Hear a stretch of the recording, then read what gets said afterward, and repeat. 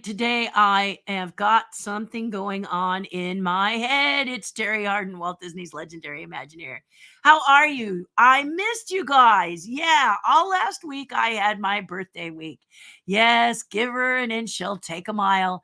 I turned the big 6'5", and I used the entire week up until today to celebrate my birthday.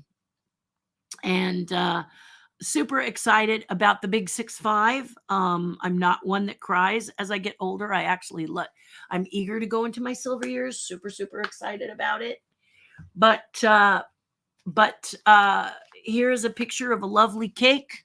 One of my people from Terry's tribe. This is Evan. He's a chef. And here is my amazing cake that he made for me.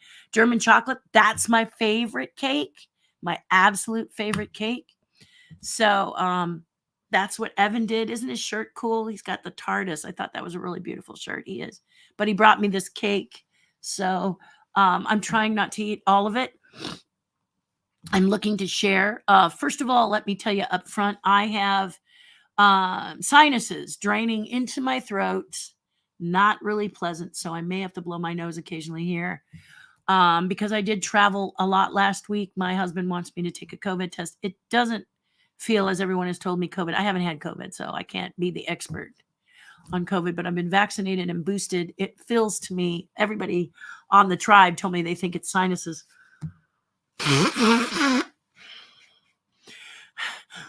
Breathing is good. I have no fever, none of the stuff that I've been told COVID has, but my husband is like, better safe than sorry, right, honey? And I'm like, of course, better safe than sorry. So I'll take a test afterwards. But there you go. That's the situation. That's what's happening. Let me just, before I get into the discussion for today, let me just post for you, if you are interested in joining my Patreon page, Terry's Tribe. It's a wonderful community of like-minded people who are just about helping each other, being sweet, kind. So today, because I told them I had this head cold, many of them were saying it's probably allergies, and they're going to send me some things for, boost your immune system and that sort of thing. I take a lot of that stuff, but it's always nice to hear what other people are doing, right? Oh, I feel so good. I always say, think about it as a door. If someone is trying to be kind to you and help you, let the door open. I mean, what does it take from you to look inside and see what they have to suggest? And I love the tribe. They're always about your heart and their kindnesses, their sweetness. They sent me some lovely gifts. This is not why I have a tribe, but they're just thoughtful, wonderful people. And in a world where it's not so thoughtful and not so wonderful in some areas for us today, it's just great to have that comfy feather bed to fall into of all of these great people. So if you want to be a part of it, it's $5 a month. It's a membership site. Yes, it is $5 a month, $60 a year. So you skip a Starbucks one, because you don't, if you're one of those people that has Starbucks once a week, all you have to do is skip one, and you've paid for the month at $5. And you can go at a higher tier if you wish, but $5 gets you a lot. 2 broadcasts that happen, a broadcast that happens before these on Monday and Friday, and then a Zoom call, which happens usually every Wednesday. But if I am feeling like this, which is head feels, it's not heavy and stuffy feeling. It's just running into my throat, which is really annoying. And so that's all I can tell you is, what it is. It feels like a summer cold to me, actually. If I was going to say anything, it feels like when I go to Florida and it's super hot and humid, and then you cross into an air-conditioned building, but you don't wrap up and be warm. I'm kind of thinking that's what I've got, is that head cold, which just exhausts me. So, but my husband says, take a test just to be sure. I could be wrong. And so I will. And we'll see. Anyway, today I wanted to talk, because my dear friend Evan, he wanted to talk about Ben Kenobi, which many of you, if you've joined me before, welcome. And please post in the comments your opinion. We do have a friendly debate here, which means that you can debate the issue, but not get personal. Okay. So don't say Ben Kenobi was this and then add things like you idiot or you're crazy, or don't do it. Okay? Because the person has a right to their opinion, and a good debate is a lot of fun. As you say, look, I didn't like it because da da da. And they say, well, I liked it because. And you go, okay, I'll give you that, or I won't give you that. You understand? So that's because we want to have a good debate here and not be mean to the person, because everybody has a right to their opinion, including me. And that's the situation. So Evan Hunter, the one with the amazing cake, said to me, hey, one of the things you got to check out if you love The Godfather, which, if you know me, I love The Godfather, is The Offer. So because I wasn't feeling well yesterday, drain, no voice, absolutely zero voice. Today I have my voice, thank God. Was that I binge watched The Offer. The Offer, for those of you who don't know, talks about the making of The Godfather. And it is a series, limited a series, about the making of The Godfather based on the stories of Ruddy, the producer. Okay. So if you are someone who is really a Godfather aficionado, I am, but not to the extent that some are. But if you remember that this is a film, a movie, not a documentary, breathe, okay? Breathe, because this is done so well. If you have not seen The Offer, I highly recommend it. Paramount Plus. And if you Google Paramount Plus, sometimes there is a code that gives you a month for free instead of 7 days for free. And I have a month for free because I bought the Yellowstone DVDs. And so the Yellowstone DVDs had a code inside that I could, use my phone over the little, whatever that scanner is. And I was able to get a month for free. So I watched 1883, which I loved. I thought was pretty good. A little bit of a smarmy ending to me, but they wanted they wanted it to be an up note. So I'll give them that. But I thought it was a little. I had a question, which I won't do because if you haven't seen 1883, I don't want to spoil it for you. But maybe later we'll talk about that one. And I won't do any spoilers for Ben Kenobi, except for the fact that I didn't like it. Okay, I didn't like that they made Darth Vader so wussy, and they made Ben Kenobi very wussy. Yes, in the end, he comes back. But this is the thing, guys, and I don't think I'm spoiling it for you, all right? Just because you're out in the desert hiding from people does not mean your ability with the Force doesn't mean that it goes away. Okay? If you watch Star Wars and Empire Strikes Back, you will see that someone like Yoda, who lives on Dagobah, okay, he is on Dagobah having a nice little whatever frog soup or whatever he eats, and he's not always practicing, but he has this ability because he's 800 years old.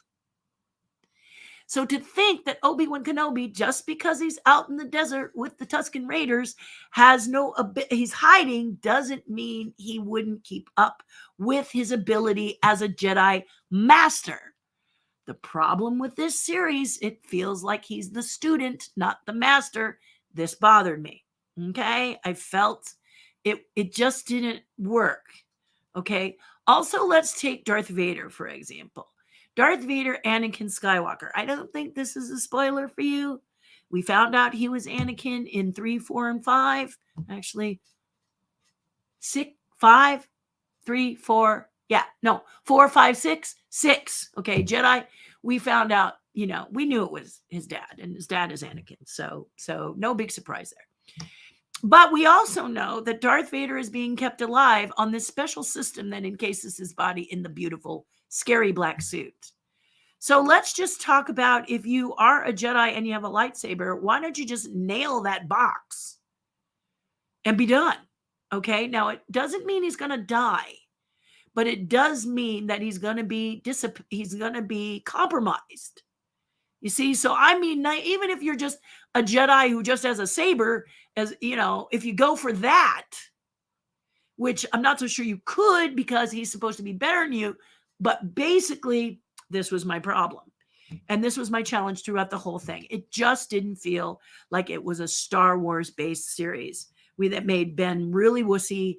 it made Darth Vader wussy. I mean, there's no way that Darth Vader would have let this woman, this character that is defying him, he would not behave like he did, because I don't want to spoil it for you. So he would not have behaved like I think he did. I just think everything was too, and you saw the gauge, it just plummets from viewership being here, and then it crashes and like a rocket ship that's just not happening, you know.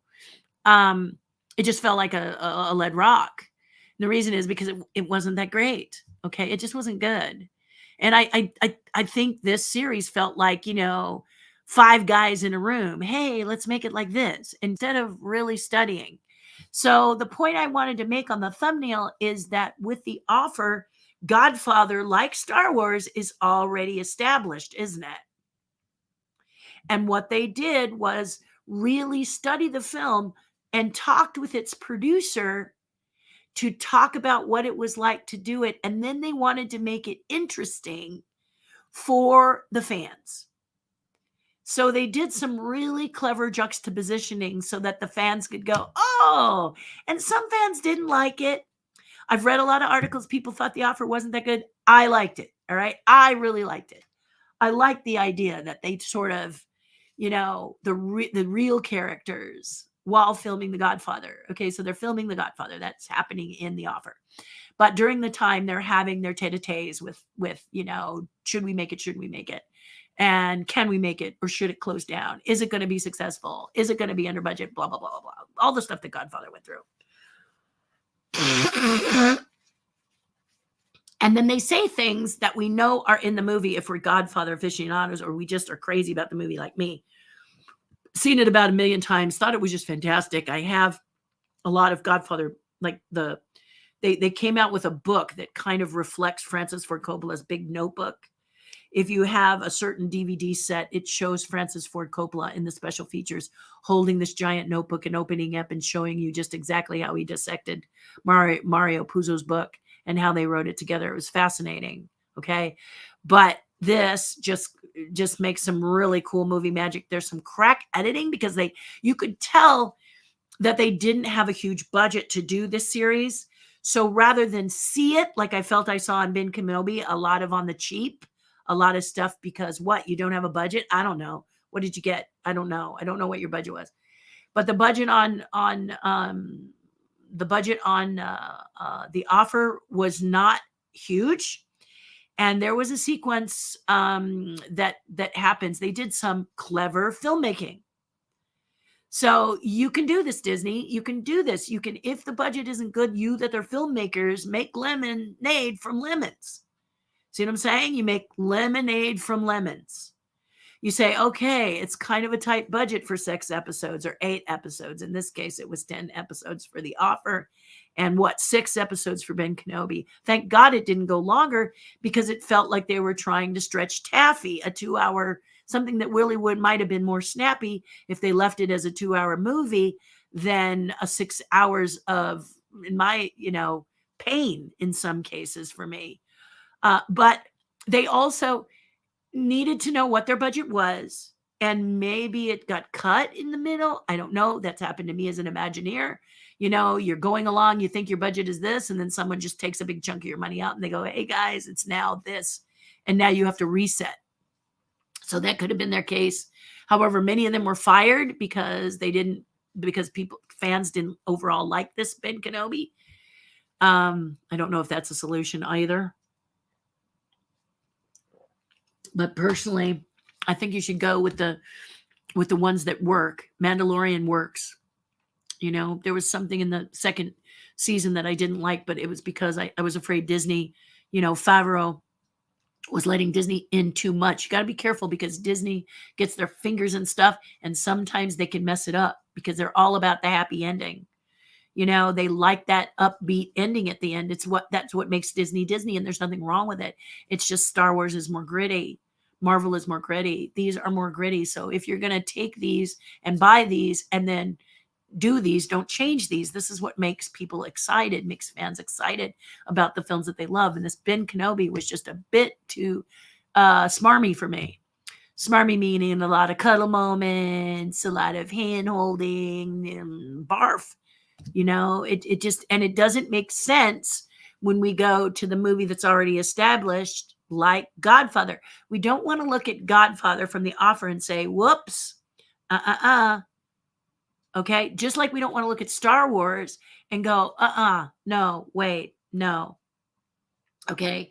That should have, there were a couple of sequences in the last show I thought they could have saved. I really thought they could have saved them. And then they messed them up again. And this is because I feel like they never watched Star Wars at all. And I mean, even if you're someone who likes the 1, 2, and 3, which I don't, I really try to pretend those were never made, just so you know where I'm coming from. But even if that's the case, they still betrayed those films just like they did the originals, Star Wars, Empire Strikes Back, and Return of the Jedi. Those were betrayed, and as were the Phantom Menace series, whatever they were. It just did not collate. When they put them together, they didn't bother to see what was already done before they started doing Ben Kenobi. And I think it was a big mistake, and some really dumb moves throughout the entire thing, just silly, stupid moves. And you go and you spin your, a lot of times they'll tell you check your brain at the door and just enjoy the ride, but it's hard when it's your family. And those of you who love Disney, Star Wars is my family. It changed my life and made me the artist I am today. And it changed the industry so I could be the artist I am today and work on tons of things that I never thought possible. And that's because of George Lucas and Star Wars. So this happened for a lot of people. People found out that for Favreau, for example, he became this amazing creator and writer, and Clone Wars evolved from that. All of this, there were books between after Return. Sorry, I keep saying Revenge because it was Revenge, and then it was Return because they said it would never be Revenge for the Jedis, which is why the poster changed, by the way, on episode 6. But the point is this, that that once that came out, there was this big canyon of not a lot happening. A little bit of comic books, a little bit of this, a little bit. But then people who were so inspired, who were writers, wrote. They did books. Some of the books were good, some of the books were not so good, but all of it, content. A lot of content came out that we could, because the fans, created what they created, and a lot of it was just great. It was just art, all kinds of cool stuff. Me, it was art, it was puppets, it was all kinds of stuff that came from that. And so, when Disney came back and wanted to do episode 7, I said, why don't you just look through all of the content that happened between the first 3 films, which were 1, 2, and 3, which I thought were awful, and 7. You had all of this. Or you could go between episode 6 and when it took to make 7, because that was even a longer period, ignoring the prequels, if you will. But please understand that the prequels don't work for me because I'm in the entertainment industry. I'm going to give you that disclaimer. I don't want to think that the reason that Darth Maul fails in the prequels is because he's not in the sequel. So Ben Kenobi, when he fights Darth Maul, he's obviously not as strong. But Darth Maul must die because Ben Kenobi's in the sequel. I don't want to think that. When you force me to think that, I think you're being lazy. And that's one of the reasons I'm not a fan. Also, the timeline of the prequels doesn't work. So with Ben Kenobi, I'm having problems because Ben Kenobi there's only a 10-year difference from when young Kenobi does what he's doing in Ben Kenobi to the Ben Kenobi we know in Star Wars Episode 4. There's about 10 years, 11 years span. So we're not talking decades here, guys. We're talking a decade, if we're lucky, if you do the math. Because when we see Luke, he's about 9, 10, he's 19 during Star Wars, okay? Am I getting a little bit too... You got to do this, because if you're going to make the movie, there's people out there that are going, wait a minute, this is not happening. This isn't working.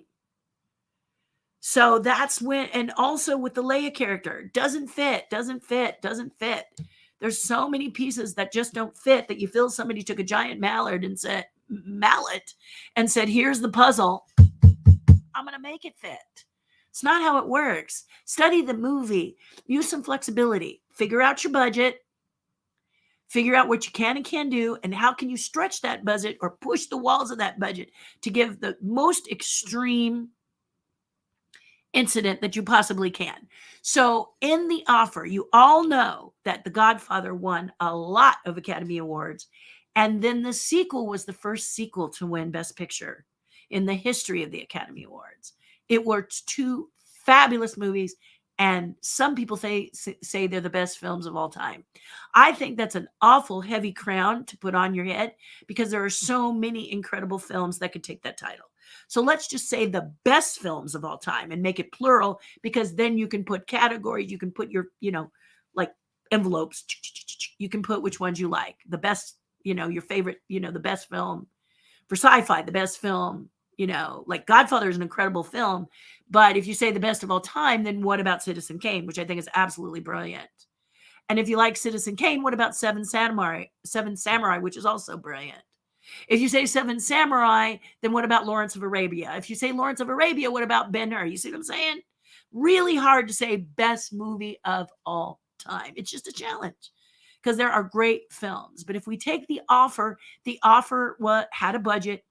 And when they do the Academy Awards acceptance, they are on a budget. So they use, oh my goodness, surprise, movie magic, series of cuts, series of camera to make something feel much more massive than it is.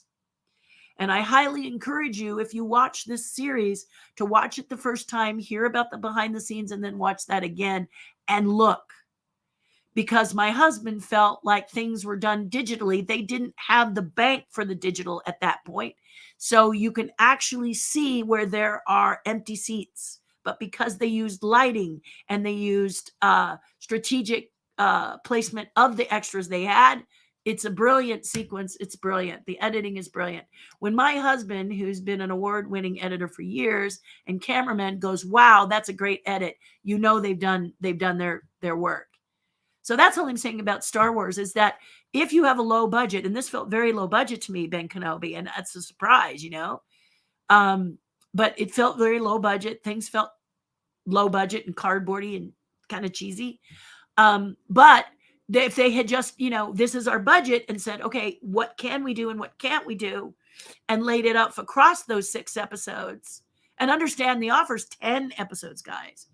I mean, they didn't have to do a lot of, ship effects and planet effects. So I'll give Star Wars, I'll give Ben Kenobi that. You do have to kind of create some planets there. But you can do it. But you have to get together with your top artists and say, how can we make this look the way we want it to look and still stay under budget and still look rich and yummy and fun, so that people don't say, the reason that person didn't die is the reason that person didn't die, or the reason that person is still there is because they got a 4-picture deal or something. You don't want to think that. I don't want to think that. I want to just skate through and love the film.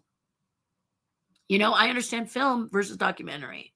So that's what I'm talking about. Okay, let's go to what you have to say. That's my feeling, and I'm sticking to it. Just wasn't my cup of tea, guys. I felt they were not true to the characters. And that was a problem for me. Both Darth Vader and Obi-Wan did not feel like they were true to the characters to me, which is why I wasn't a fan. Time to find out what Terry really thinks about Kenobi. Yep. Hi, David. Evan says, but I loved the offer so much. Offer was brilliant. Now watch it and see how over 10 episodes, you don't feel like you're treading water and they're just stretching what should have been 2 hours over 10. Each episode builds on itself. Tell me I'm wrong. And then their budget was not a big one. And some of the things that they do are absolutely breathtaking. Just incredible. So, and the acting is fun. And I'm telling you, it is a really good film. But as I said, they don't need a lot of supercalifragilistic special effects. So, okay, Star Wars, I get that, but I think your budget was bigger. And still, it didn't look rich. It felt cheap. And that was not making me real happy either. Yeah. Yeah. I mean, why are you using pleather? If you're going to shoot in that tight on someone and you're using pleather, which is plastic leather. Vegan leather is like North Hollywood versus Valley Village in my town. It's still North Hollywood. They just put a fancier name on it. But pleather is plastic leather. It's fake leather. And if you're going to zoom in on a person and your budget is your budget, please, if you're going to zoom in, at least give her this upper area that is not fake leather, because it really looks like she bought it at Walmart. And we want, figure it out so it looks much more rich than it actually is. You are costumers. I felt like your hands were tied. Pleather is just fakey looking. It never looks good large or up close.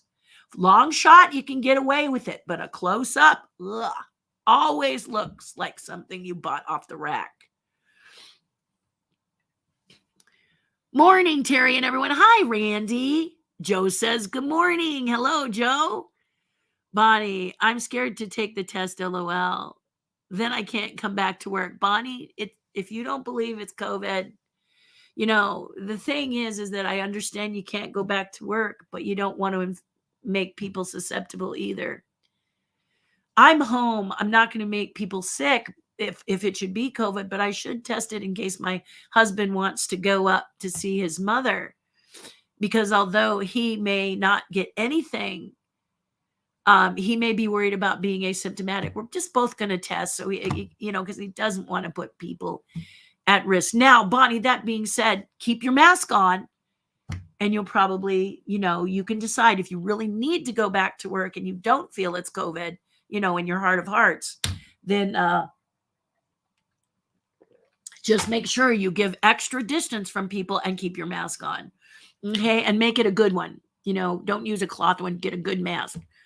And that should protect people, because I know some people have to go to work, but you don't want to, you wouldn't want to infect anybody else, is what I'm saying.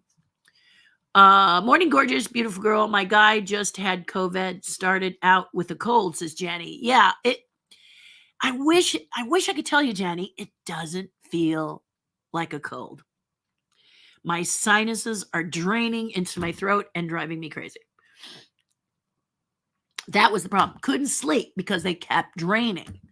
No fever, no nausea, no aches. I always do this if I think I have a fever, because I'm very sensitive on my arms. If I have a fever and it's a low one, this will still be sensitive when I rub my arm. Nothing. I lost my voice on Friday, and that was just because excessive talking, to be honest. And then Saturday, more excessive talking. Saturday night, I kind of isolated myself at the gala. I went to the Chuck Jones Red Dot Society auction, and everyone who entered from the tribe, a lot of tribe people entered. It's free to enter, and you help a charity to help kids. That's what Chuck Jones is about, creativity for all. So they have a gala every year. This was their 12th one. Anyone can enter. It's a 12 by 12 inch canvas. You just simply send it into them, or if you're early enough, they send you the canvas. You paint it and send it back. So I'm encouraging everyone, and the 4 people that did do that this year, all of our paintings sold. So it's a big high end. I don't want to spend too much time here. We can tell you more about it. But next year, if you want to enter something like that, I'll probably give you just a small shout out. But we talk about places you can show you art quite a bit on the tribe page. So patreon.com/TERRI HARDIN. If you're interested, $5 a month, $60 a year. It's not that much of a sacrifice, and allows me to come and do these videos, which are free, and do those videos, which I spend more time and a lot more grit is on them, because I'm really honest on that channel. So it could be it, which is why my husband says, please test it. You were traveling, so I will. But I'm just taking every precaution I can until I do get tested. So today, my mold maker delivered the bishop from Rolly Crump. I'll show you that Friday. And we masked up. I told him, mask up, because I've got a cold and I don't want you to catch it if it's more than a cold. And he was like, thank you. And so we masked and we stayed distant so that and then I got him out of the house as quickly as possible for his own safety is what I'm saying. But thank you, Janny. I will let you know what happens. Yeah. I'll let you know what happens. I'm sorry you're not feeling well. Yeah. Just,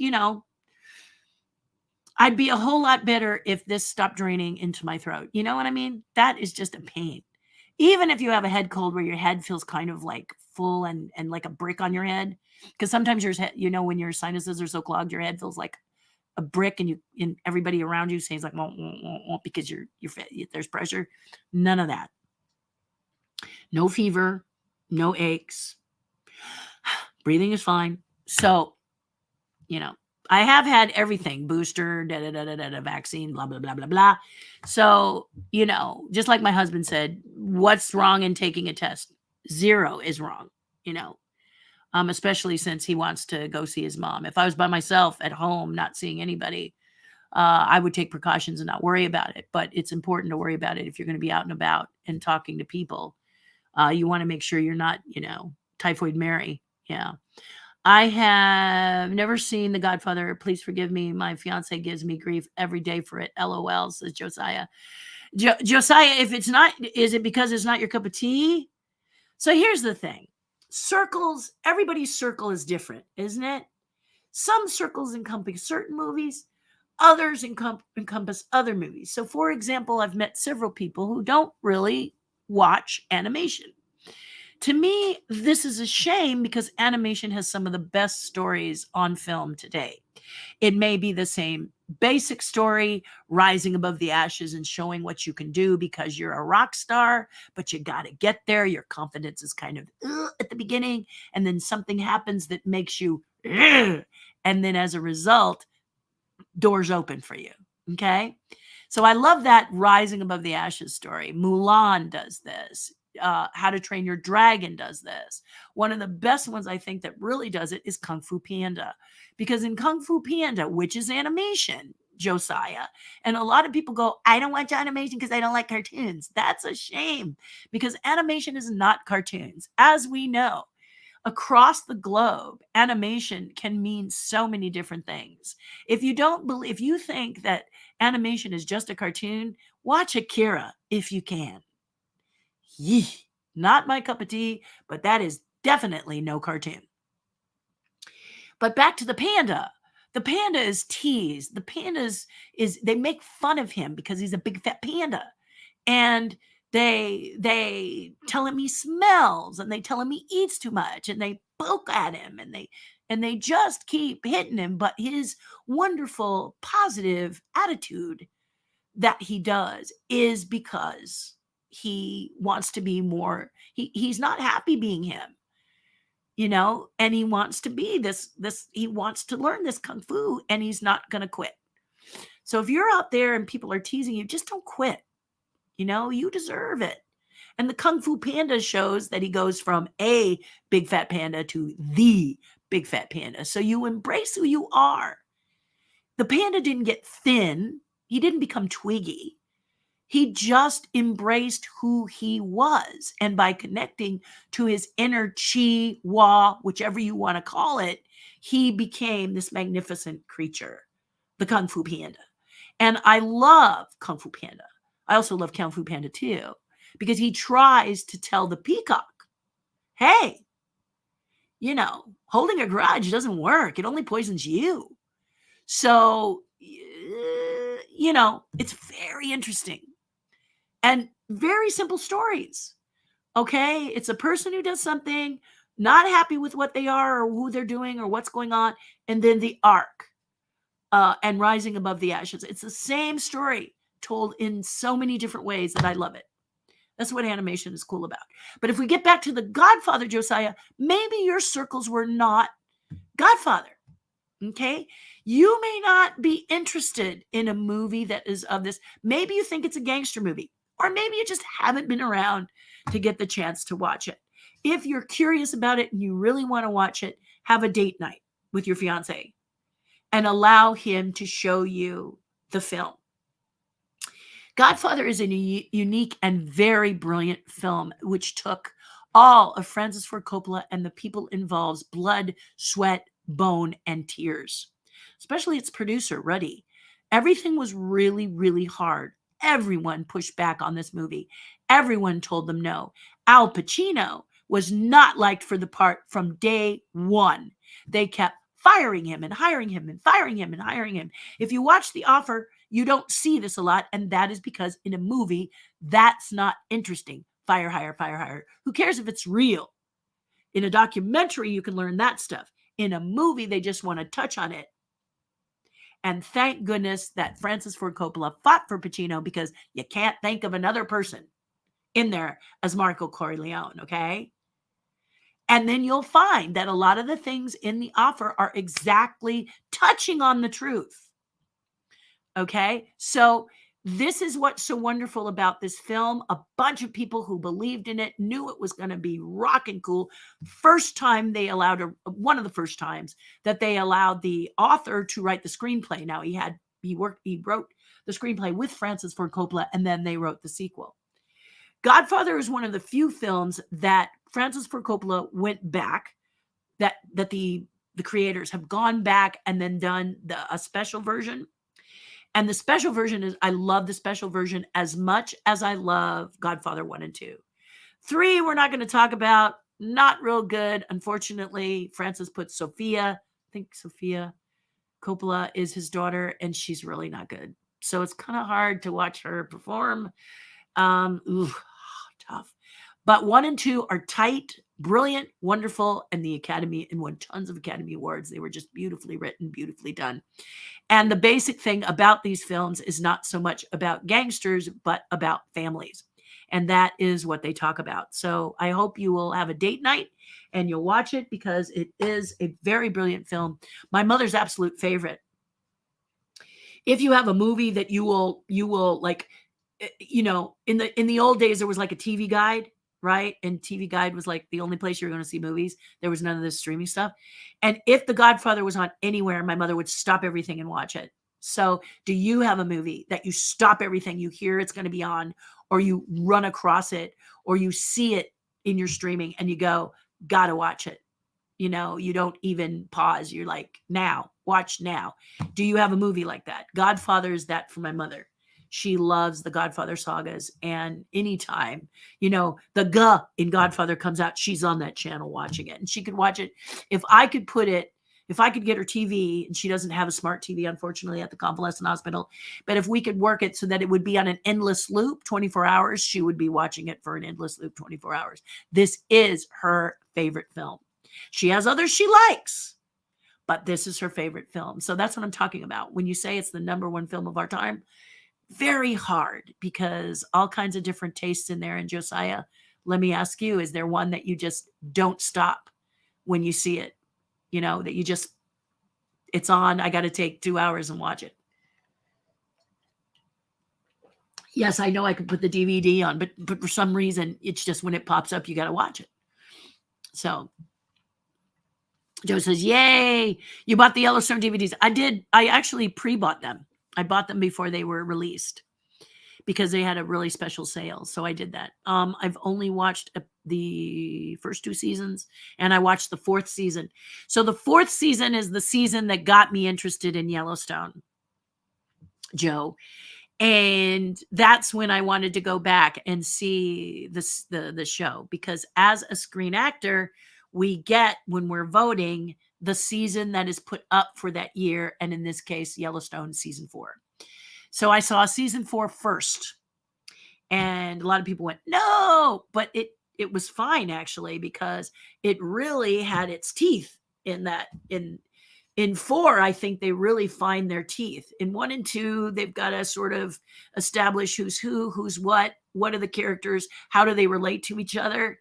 And that's a little easier for me to sit through now that I know what's happening in 4. So for me, as in entertainment, it doesn't bother me that I saw him out of sequence. It doesn't bother me at all. But it's really a great series. 1883 was good, but it lacked real teeth. I felt like the teeth were missing in a lot of that. It was good. Like, I loved there's a couple sequences in there that I just love, that I think are just amazing. And Sam Elliott is the reason. Okay, Sam Elliott plays this character that he's got rules. You don't follow the rules, I'm going to kill you. I love that character. He doesn't do a lot of blah blah blah. You break the rules, bang, you're dead. And I think that's what kept me watching all 10 series. I wasn't comfortable with the female narration, or maybe I shouldn't say female narration, but narration in general. When you narrate a movie too much, you wonder if the person couldn't show you. And I like to be shown more than hear it in my head described. That's an audiobook. And I just like to see less narration and more show me. And there was a lot of things, but there was a lot of stuff I loved. There were a lot of things I loved about it. So overall, I'll give it probably a B. But it just didn't feel as gritty as I think they wanted it to feel. It just, I don't know why. It felt like it was a layer just above really getting her. And so that kind of, but Yellowstone goes there. And having seen Yellowstone first, I mean, Yellowstone really, the knives come out. Am I wrong? Oh my gosh. There are some scenes and sequences in Yellowstone that you were like, what just happened? Really gritty, really scary. Made me not really want to move to Montana. Because they pull no punches in Yellowstone. And I think that's why I like it. There's just no punches pulled there. And you go, whoa. If you're going to be in Montana where they have 13 Indian reservations, and you upset a Native American, you upset an Indian, or the tribe, you offend the tribe or whatever, and they decide to take you out, you're never going to be found. I mean, they're very clear in Montana about that. You're never going to be found if you're on Indian land. So, yeah, chilling. Your whole body just gets electricity over it because of it. So I loved Yellowstone for that and thought it was great. So Obi Wan Obi was Kenobi. Yeah, I felt he was wussy. I did. I'm sorry. I did. Joe Penny says frog soup. I don't remember if in Empire Strikes Back we actually saw him eat frog soup, but I remember it was kind of a pea soup green when he was offering the soup to Luke inside his little hovel. So that's why I thought frog soup, because I thought it was a nice, cute thing in Mandalorian that this Baby Yoda / Grogu / I am not Baby Yoda character eats the frogs. I just thought it was kind of cute. Josiah says, I did really like that synced audio in the last episode, mixing Hayden Christensen and James Earl Jones in their big epic showdown. This was really cool editing and effects. Okay, I'll give you that. By then I was really done. So I'm not a big Hayden fan. I think the actor is very wooden. And it could have been that he was very wooden because the direction wasn't really happening for him. In this one, direction and writing was a real problem. Everybody is going after Moses, and I don't think it's Moses's fault. I think Moses was trying very hard to do the best she could, but boy, watching her consistently was not fun, as the acting was just terrible. So really hard to deal with. And so anytime she was on screen, I was like, oh, and then stupid moves. They did stupid moves. You're like, what? So yeah, so I'll give you the double voice. Okay. Hey everyone, hope all is well. Hello, Andrew. Thank you for popping in. I did read Kenobi had the lowest budget of the Star Wars shows, so you're definitely on the nose there, and you don't want to see it. Josiah, you don't want to see that it's low budget. I'm telling you, the offer will just blow you away. It looks so rich, and yet they had a low budget too, but you'd never know it from the way they filmed it. And again, what I've got to give you, those of you who might be joining us late, is that it doesn't have a lot of space effects. It doesn't have to have ships flying and all that kind of stuff. So there is a little more work there, but you basically, when you're doing a film, you break down what actors must you have? Because actors are expensive. They can be very costly, especially if they've been in films before. They price goes up. And then you have to figure, okay, effects. How many effects is this going to be? And make sure the script is tight so that people don't fall asleep. Or in this case, in streaming, change, go off. Don't even bother to watch it. You know, we watched the Doctor Strange, which dropped on Disney Plus as well. And a lot of people said they didn't like that at the movies. I didn't watch it at the movies because my husband told me it had a lot of swooping and whirling, and I get motion sickness. I didn't really feel a lot of motion sick when we watched it on television, but I can. But in this case, it didn't seem to do that for me. But although I didn't think it was terrific, I didn't think it was bad. But I'm not a Marvelite. You tell me if you're a Marvelite and you thought that was just, you were really upset by it, or you just didn't think it was good. Why? What was it that you didn't like? I'd love to hear what you have to say, because I'm not a Marvelite. So, I'm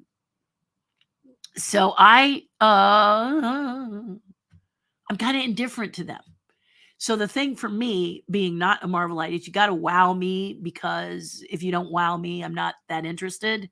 So for example, Rocket from Guardians of the Galaxy wowed me. I think this character is just brilliant. I love the way he's written. I love the way he acts. I love the way he behaves in Guardians of the Galaxy. So I fell in love with him and thought he was just great. Just everything about him was super cool. And Bluefin guy, I thought he was pretty good. And of course, Baby Groot is cool, but Baby Groot was not what really hit me. Rocket was the one that really resonated with me. And so characters will resonate with you, writings will resonate with you, certain things like that. So Kenobi was a low budget, but we don't want to feel that it's low budget. You know, there's a sequence where some of the ships fly and the CG is just awful. I've been watching a TV, and guys, I don't have a massive TV. I have a 36-inch television that I watch it on, and it was terrible. If it's that bad, you got to go take it back to the drawing table and come up with something else, because it was everything I want to talk about contains spoilers, so we'll have to chat later. Yeah, and if you're someone who says, tell the spoilers, I'm not going to watch it, then maybe we can talk about it. But honestly, there was some sequences, the relationship between Ben Kenobi and Leia, bogus, because it doesn't happen in 4. It's not there. And it's only a 10-year span, guys. 10-year, 10. So what, she has, what, she forgot? I don't think so. So that's my problem. Joe says there's a meme going around that has Alec Guinness Kenobi saying Obi-Wan. Now there's a name I've not heard in about 8 years. Yeah, exactly. Exactly. I mean, we actually sat down and did the math, okay? Because I will tell you, and I don't think this will spoil it for you, that young Luke looks to be about 9 or 10. In Star Wars, he was, as I mentioned before, he was 19 years old. And he's upset because he's missing getting to go with the Starfleet again. And he wants to very, very badly.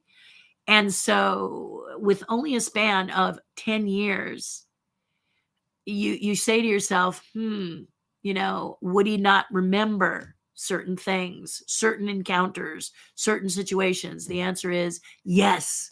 And the same with Leia. If it's only a 10-year span, she would remember too. So it does not connect. Again, it feels like someone is taking a mallet and making the piece fit in the puzzle, because that's my right. So that's the problem. We don't want to feel that way when we're watching it. We want to feel it, and if you're someone who's like, Terry's over dissecting it, or she's taking it she's too sensitive about it, guys, go back and watch the first season of Mandalorian. It's so tight, so crisp, so good. And it really fits. It really connects well in the Star Wars universe. And that's why we all went, woohoo! That's why we all cheered and went crazy for it. Who is this Favreau? Okay, let me just say, who is this Favreau really? Was he so well known that you're going to love it because Favreau did it? I say no. You're going to love it because Favreau touched on the fact that his experience watching Star Wars as a young person affected him, and he let that shine through the creation of Mandalorian. And that's what people need to do. They need to go back, they need to study and understand how the heart beats. And this is true about any movie that you're going to either do a recreation of, so and Disney has missed so many. They just don't hit the mark. And I think it's because it's guys sitting in a dark room doing it themselves. Have you seen Star Wars? Well, not really, but that doesn't matter. We'll make up our own story, is what we're thinking when we watch this. And we're like, hey, I remember one guy saying, excuse me, you can't use a lightsaber to tap someone on the back. Tap, tap, tap. It doesn't function that way. It is completely not the way a lightsaber works. So you go, what is the tap, tap, tap garbage? Seriously, check and learn. That is your obligation as a filmmaker, especially when the movie has already been established. So if you're a filmmaker and you're asked to do this, let's say Disney comes to you and asks you to do this and you haven't seen Star Wars. First of all, study 4, 5, and 6. No, 4 is the one that changed the world, okay? 5 just made it more, okay? The franchise just, right? So study those. And then you're coming off the prequels. They made that very clear. Study the prequels because they don't even collate with the prequels. They absolutely do not. The timeline is all screwed up. So and then dumb stuff is done in Ben Kenobi. Absolutely stupid stuff that would never happen. It's against their characters. So yeah, it's painful, and it's not like I sit there to nitpick everything that happens. It hits me like a frying pan to the face, like cruddy, bad puppetry. If you're a puppeteer and you watch someone do bad puppetry, it's not that you go, is that bad? Did he enunciate those words? No, it just goes, boom. You're like, that's really crap. And so seriously, guys, this is the way it happens if you happen to be in the industry. If editing is bad, it hits like a frying pan in the face if you're an editor or you're a filmmaker. Certain mistakes that just hit, okay, take what take what okay. So Josiah, okay, Disney record guy, someone puts up a record and then says something that is absolutely false. It's not that Josiah says, is that false? He goes, wait a minute, wrong record. No, that is not how it happened, right? When cooking, Evan, who participates in a lot of filmmaking, right now as a production assistant or personal assistant on the movie set, if they say something about something he was a part of, it's like, did that happen?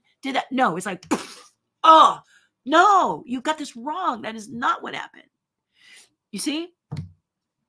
So that's why I'm saying Obi-Wan Kenobi did a lot of frying pan to face moments for me, because I kept saying, no,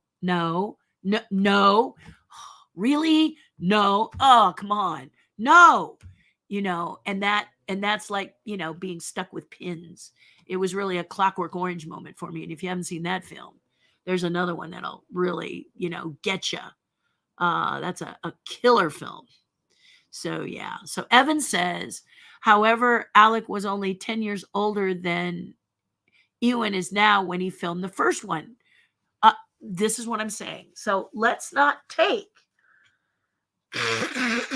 the actors' actual ages, because people can play younger and people can play older, but take the ages of the characters.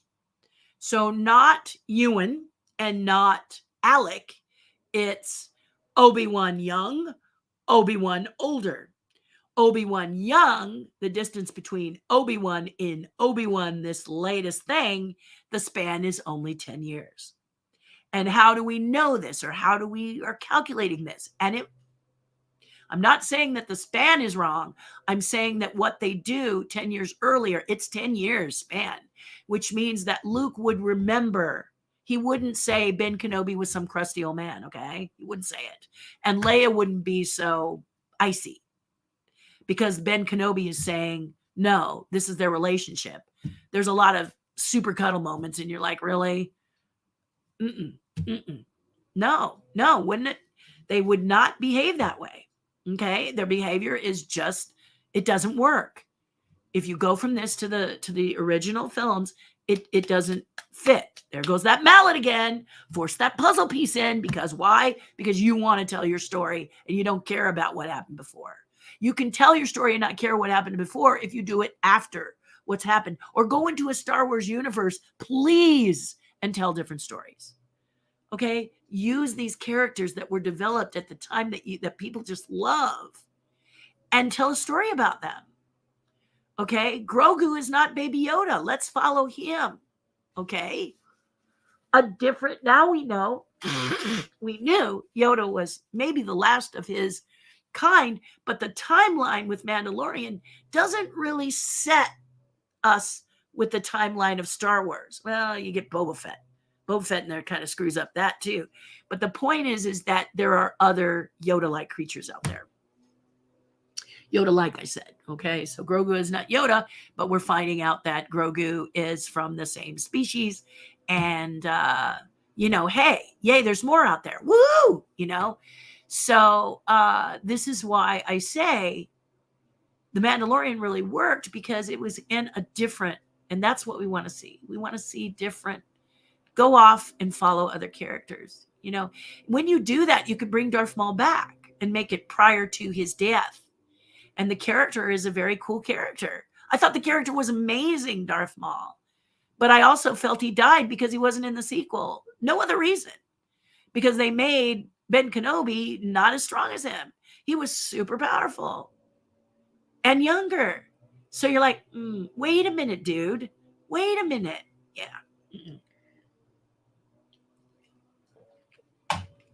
When people love their family thing, just think of those of you who love Disney, when somebody tells you a wrong fact about Mickey Mouse or a character that you love, you don't just take it lying down. You don't like it. It's offensive to you. I rest my case. Best movie of all time is very subjective. It's always different from person to person and era to era. That's because it's very hard. Just like you're saying, Joe, best movie. That's why I say, when you do your top 100 or your top 10, that's a little more fun, because then you can and then you can say, hey, well, this one wasn't in there and I like this one. Because like you said, everybody's going to have their top movies, or a movie that you watch whenever it comes on, period.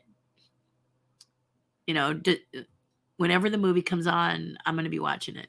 Yeah. It stop. I'm watching it. Yeah. That's me with a couple of films. And what I'm loving is, I used to feel like, can we do some really good, rich filmmaking later in life?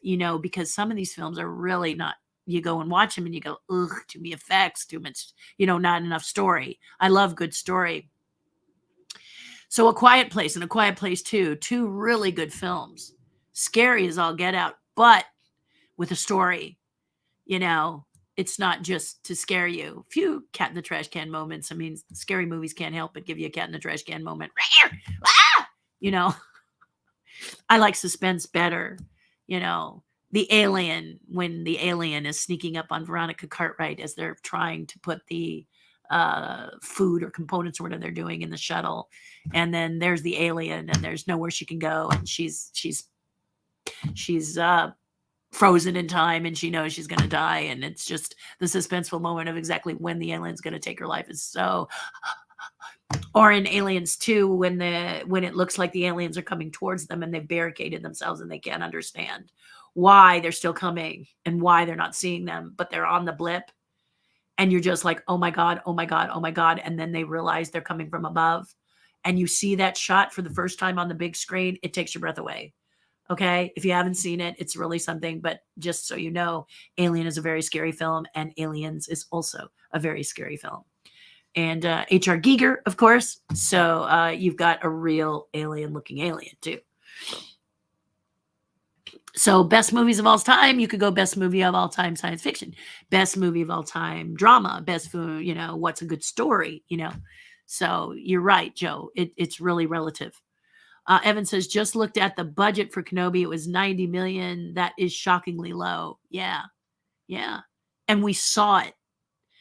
If it's a $1.05, as my husband says, you don't want it to look like it's a $1.05. Okay. Have you ever been to a gift exchange party? I'm sure you have, where you want to exchange a gift with people, but you want to give the best gift you can for the $20 cap that you have.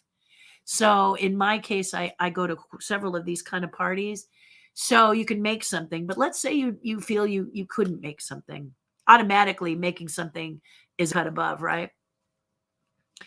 But if you can't, then a lot of times you're shopping sales because you can get something wonderful paying $20 and you really come out feeling like a rock star because you're giving something of greater value, but you still kept with the caveat of $20. That's what I'm talking about in Kenobi. They needed to know their budget and list what they must have, and then with what's left over, how can we make that juicy too? Okay, because guys, forgive me, CG, computer generated, isn't cheap. When you see all those names go up at the end of the credits, that's because they're all doing some little thing. So it's not an inexpensive, and it takes a lot of time. So maybe you don't have the time either. Computers don't listen to you. We have a deadline. Those of you who work in Maya, who work in some of these, know that you can't yell at your computer and go, why is it taking so long? Why is it taking so long? Because your computer goes, don't care. This is what it takes. You know, when you're trying to render these things in computer generated, the computer tells you it's going to be so many hours, period. You can't argue with it. You can't coax it. You can't offer if it works faster, you'll give it a bonus. Computer doesn't care. Am I right? Tell me in the comments if I'm wrong. They can yell at you as a human, but you're only going to go back and say the render farm goes as far as the render farm goes. That's it. And sometimes you may be doing something like this that absolutely looks perfect, and then your computer says, not today. I don't feel like working today. I'm not going to function today. I'm going to make it hard for you to get on your platform. I'm going to make it difficult. I'm going to make this not work or that not work. It happens. So my point is, some of you need to think about your computer, because your computer is saying, like, how many times are you on the phone and they go, it's taking me a little time because the computer is taking its time to get to the page I want. That's because the computer is saying, hold on, I'm going slower because I feel like it. Okay. Now, you don't have to say that to your boss or anything, but you do need to understand that sometimes deadlines are ridiculous. And you need to say that. You know, you need to say, the computer is going to render all of these images, and they're going to look really terrible if you cut it, because that's what's happening. Yeah, I can feel it. I can feel it. I can see it. I saw it in Ben Kenobi left and right, and that's sad. That's really sad. Pauline, hello. Hi, been a while. Finally, school is out. I'm now able to listen. Well, welcome and congratulations on school being out. Michelle, hello, Michelle. Michelle was one of the painters that sold her painting at the Chuck Jones Gala last Saturday night. Good morning. I have a theory about Obi-Wan. The reason he seemed weak was because he had always relied on the Force, but when he had to be a normal person, it was hard for him. Michael, I'll give you that a little bit. But we get the idea that he's isolated. They had to kind of find him a little bit. And so when you're in your private world, you don't need to not, right? Unless you think something's going to happen upon you, which he might have felt that. But still, there's a lot to the Force. It's not just the lifting of ships and the raising of things and the changing of people's minds. It's the Force, binds everything together like a religion. So you would be practicing it all the time, Yeah.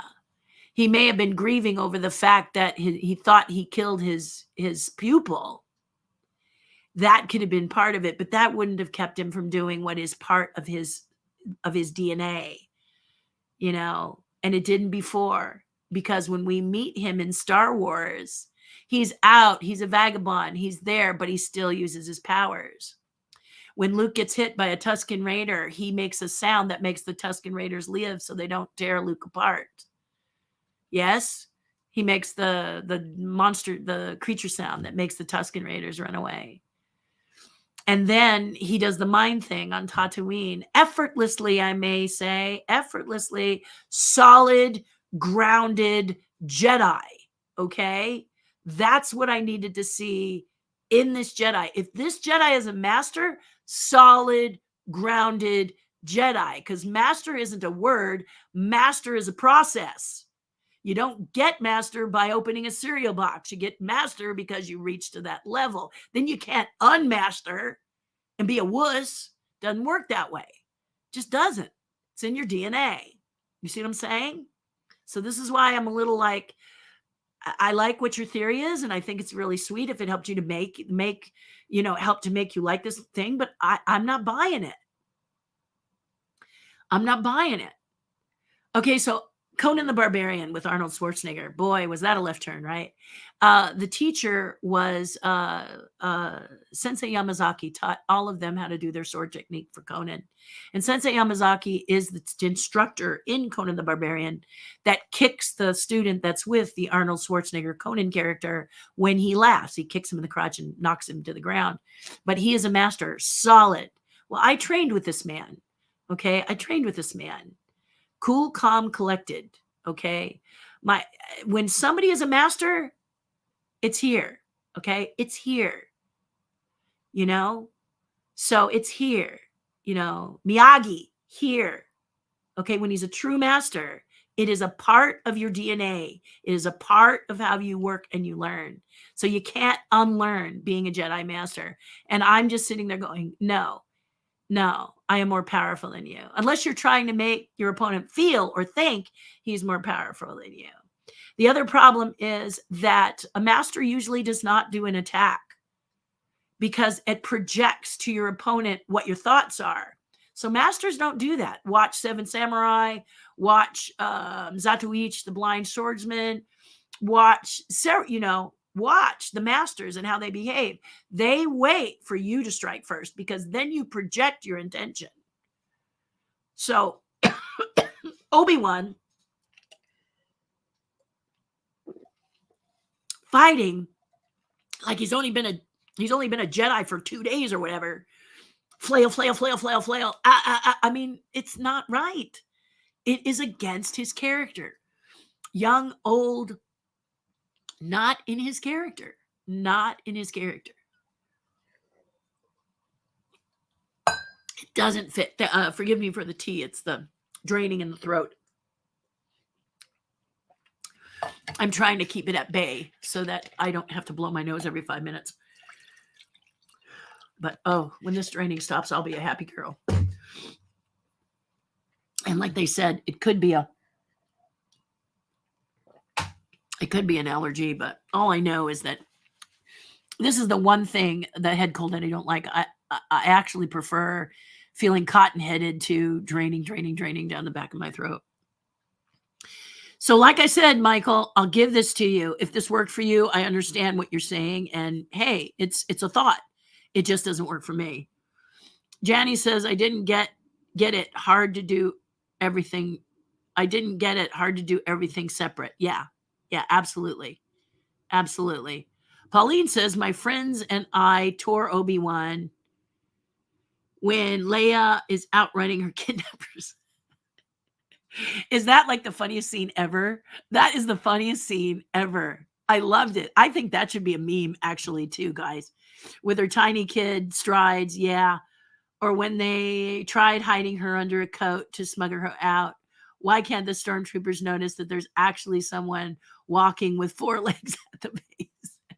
Well, now, in this case, Pauline, you know that unfortunately, since Star Wars 1, the one thing that they did get right is stormtroopers cannot hit the broadside of a barn. They could be right up on their target and miss. This has been illustrated in the first Star Wars, Episode 4, Episode 5, Empire Strikes Back, and Episode 6. The stormtroopers are just lame.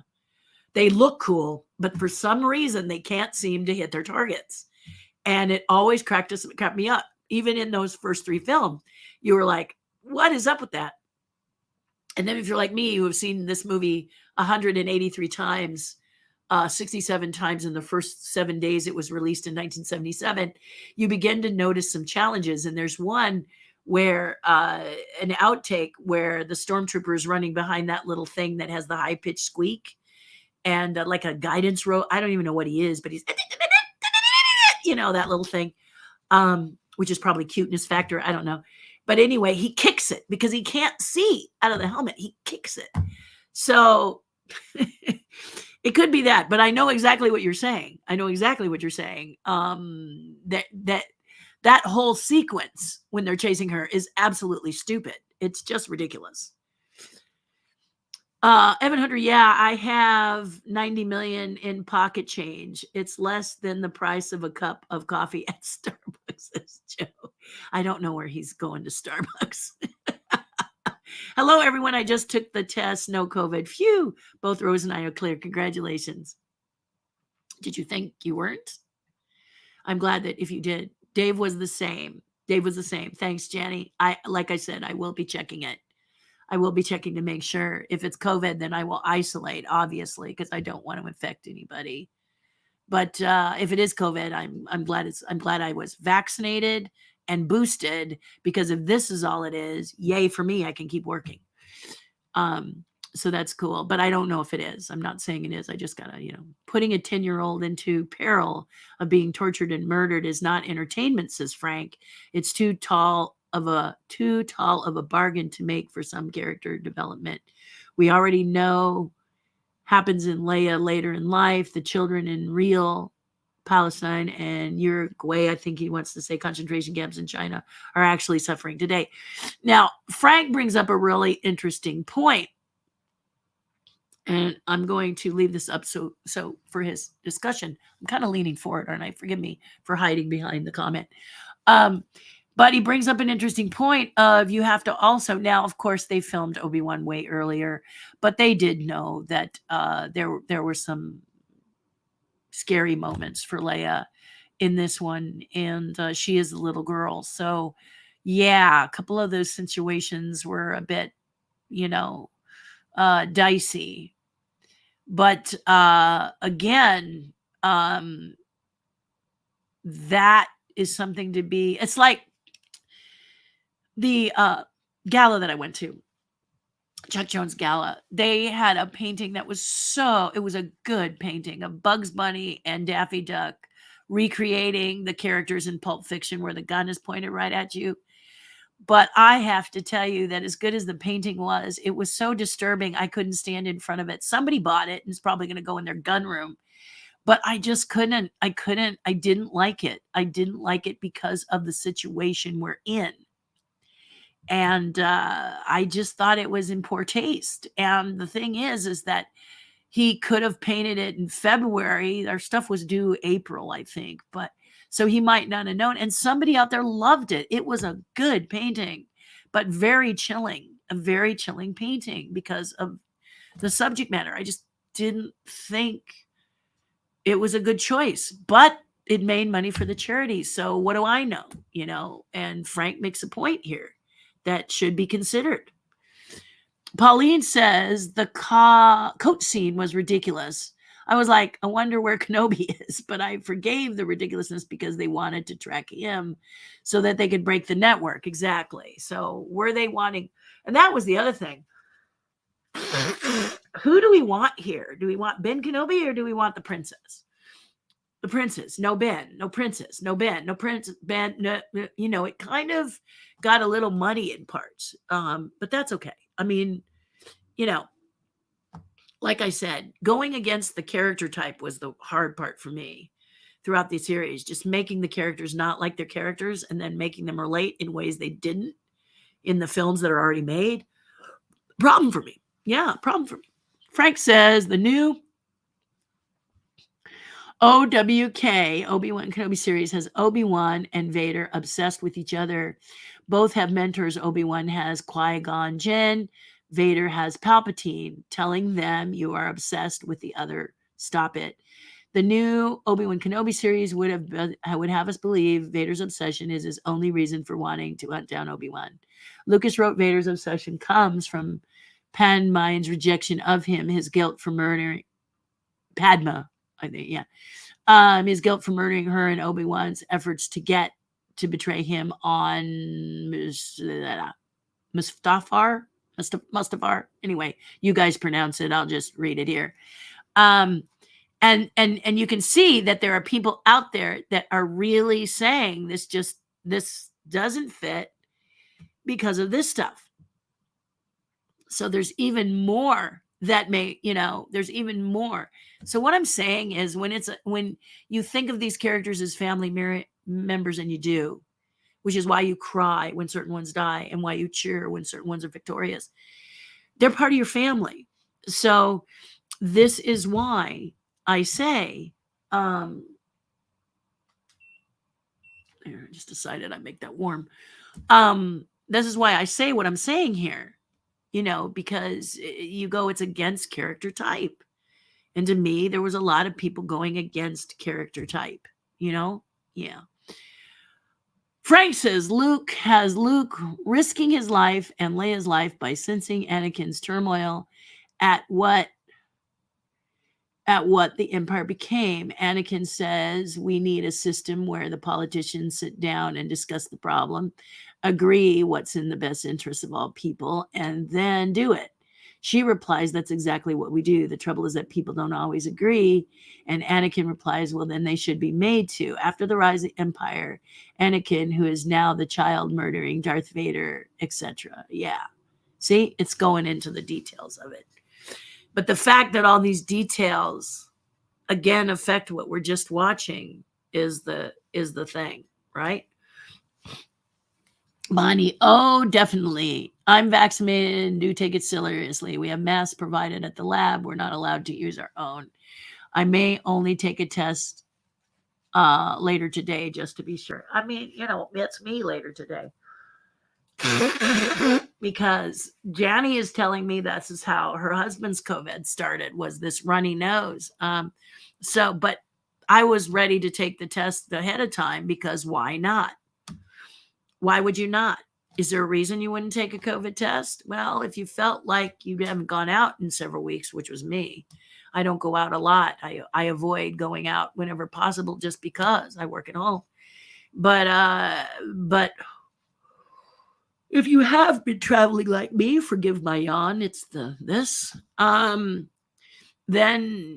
why not have a test? Why not be safe? Make sure that you're not, infecting your friends and family. There is so much richness in Anakin's personality. Yeah, I didn't think so. And we go to see none of it in Obi-Wan Kenobi. We see Reva's memories of Anakin murdering children. We see Obi-Wan memories of training.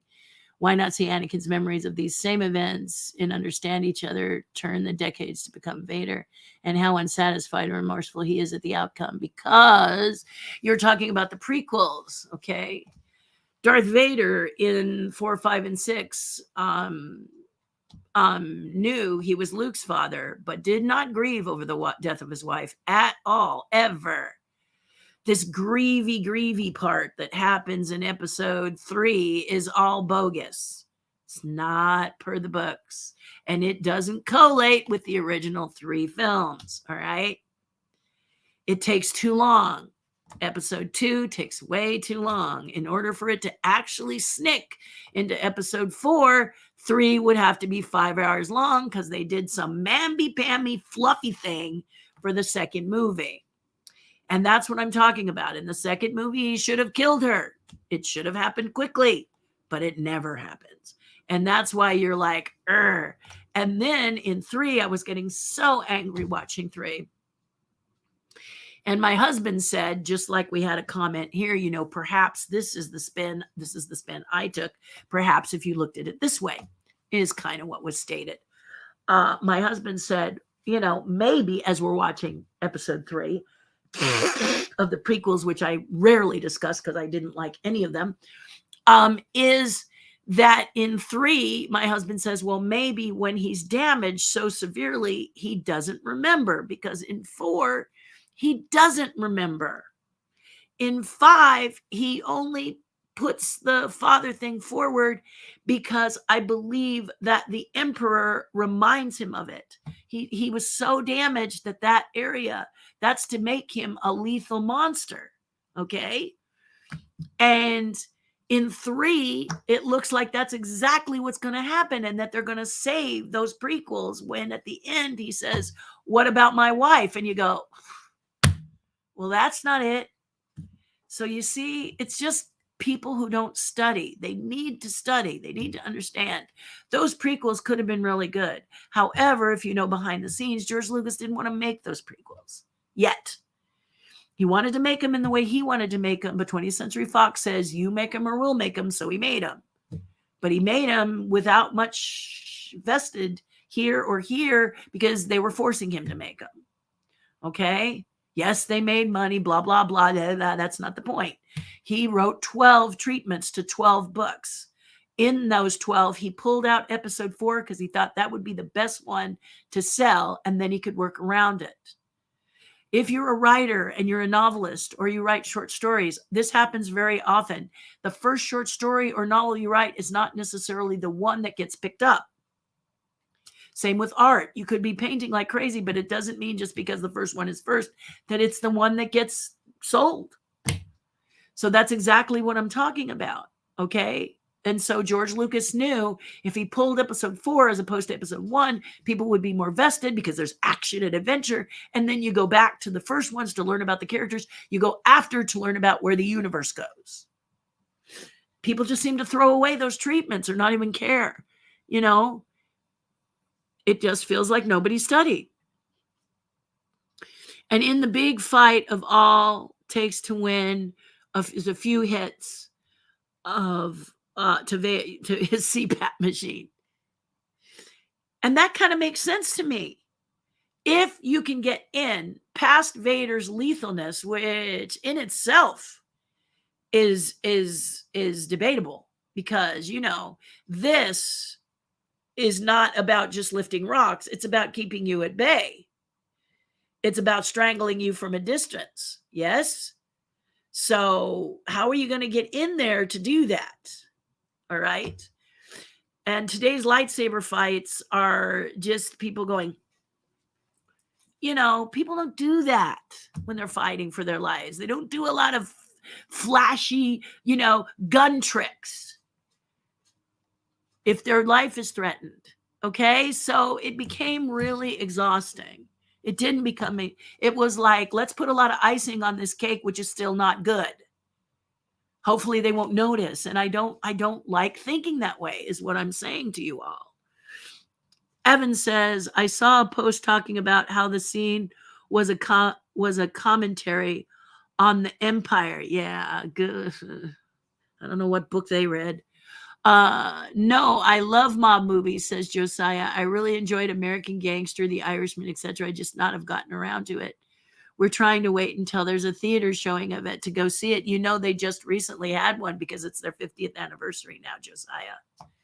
So you might want to Google that. Yeah, the Academy Theater down here where we live had a beautiful gala on the 50th anniversary for Godfather. And I'm hoping later on they're going to have an exhibit. They're talking about having an exhibit. I'd have to ask my friend Josie. She has her hand on the pulse of the Academy Museum. But they're going to have an exhibit and then have little vignettes where you can see and hear from the people about the 50th. So they're out there. It's the 50th anniversary of The Godfather. So Google it, Josiah, because everyone is celebrating in one way or the other the 50th anniversary. So you should be able to see it on the big screen. I know, what is that event, that thing in the theaters? What is it? Eventsomething.com, something events. I don't know. I can't remember, but it happens in a movie theater. They have those. That they're doing a couple of those too. So check it out. Now is the time. Now is the time. Hello. Joseph says, good morning. Joining late. Hope you had a great birthday. Thank you. I did. I spent the whole week as a birthday. Yes. Yes, she says Dave was the same. Yes, exactly. I'm enjoying Ms. Marvel more than the entirety of Obi-Wan. My husband said the same thing, Pauline. He really thought Ms. Marvel was really good. For me, it's a bit too YA, meaning young adult. It kind of panders to the young adult, the dialogue and everything, which I don't mind. It's just that is going to kick me out a lot, is if it's too YA. I just can't get my teeth into it when it comes off sounding a bit too young adult. to me. I mean, I don't mind if it's a cartoon for little kids. That's kind of different for me. But the ones that the teenage snap talk, I have a problem with those. And it's not anything wrong with them. Okay, I'm going to tell you right now, Pauline, it's not because they're wrong. It's because my ears just can't be vested in it. Yeah, it's my anomaly, not no reflection on the show in this case. It's just, one of the biggest hits of all of sitcoms, would you agree, is Big Bang Theory.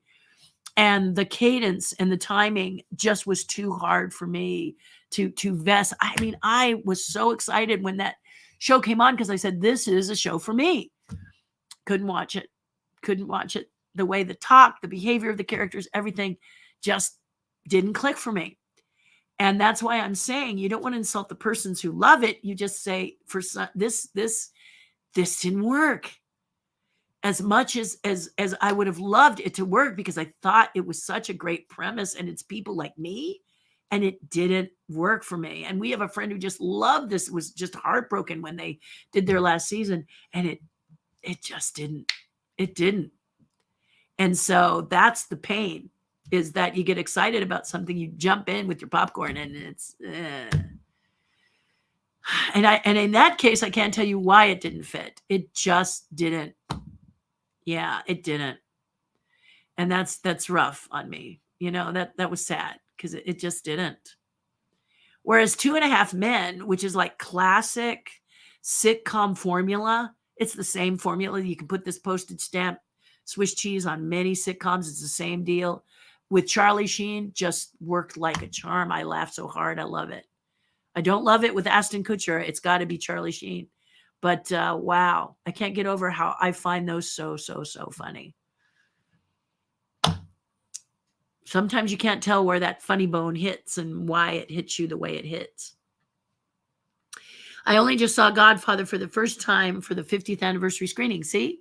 So they're there, Josiah. You just got to find one in your town. Yeah, everyone's having them. Everyone. And it's going to go through the summer. That's the nice thing about a 50-year anniversary. It lasts the whole year.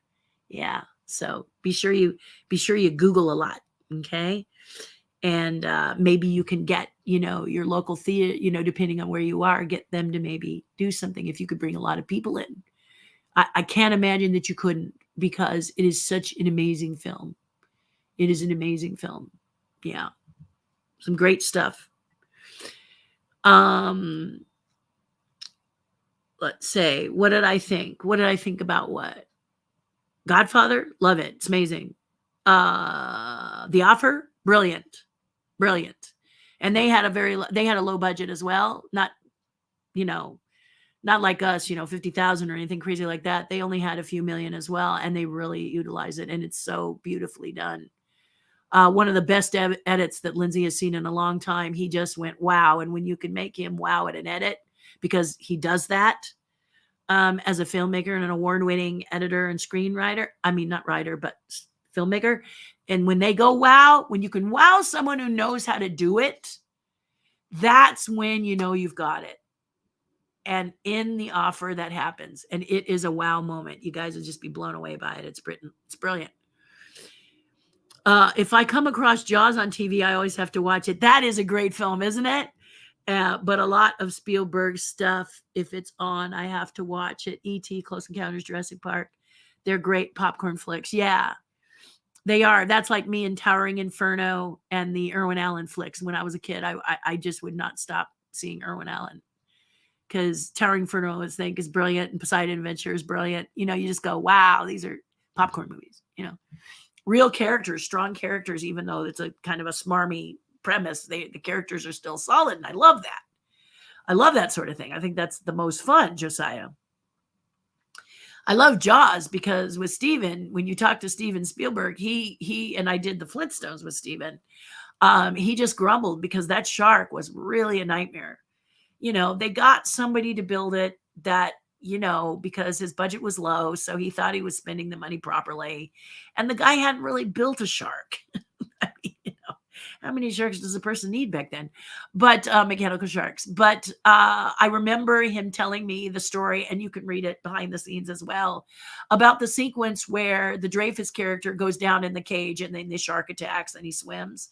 That is a smaller person, a little person, swimming with actual sharks. So they were auditioning for the stuntmen to play the person who was going to be swimming with the actual sharks, to show the sequence when the character has to swim away and protect himself in Jaws. And that was, and the little person who came in had just been in a car accident, totaled his car, and walked to the audition, all scuffed up, little blood, little roughness, torn clothes. You get the picture.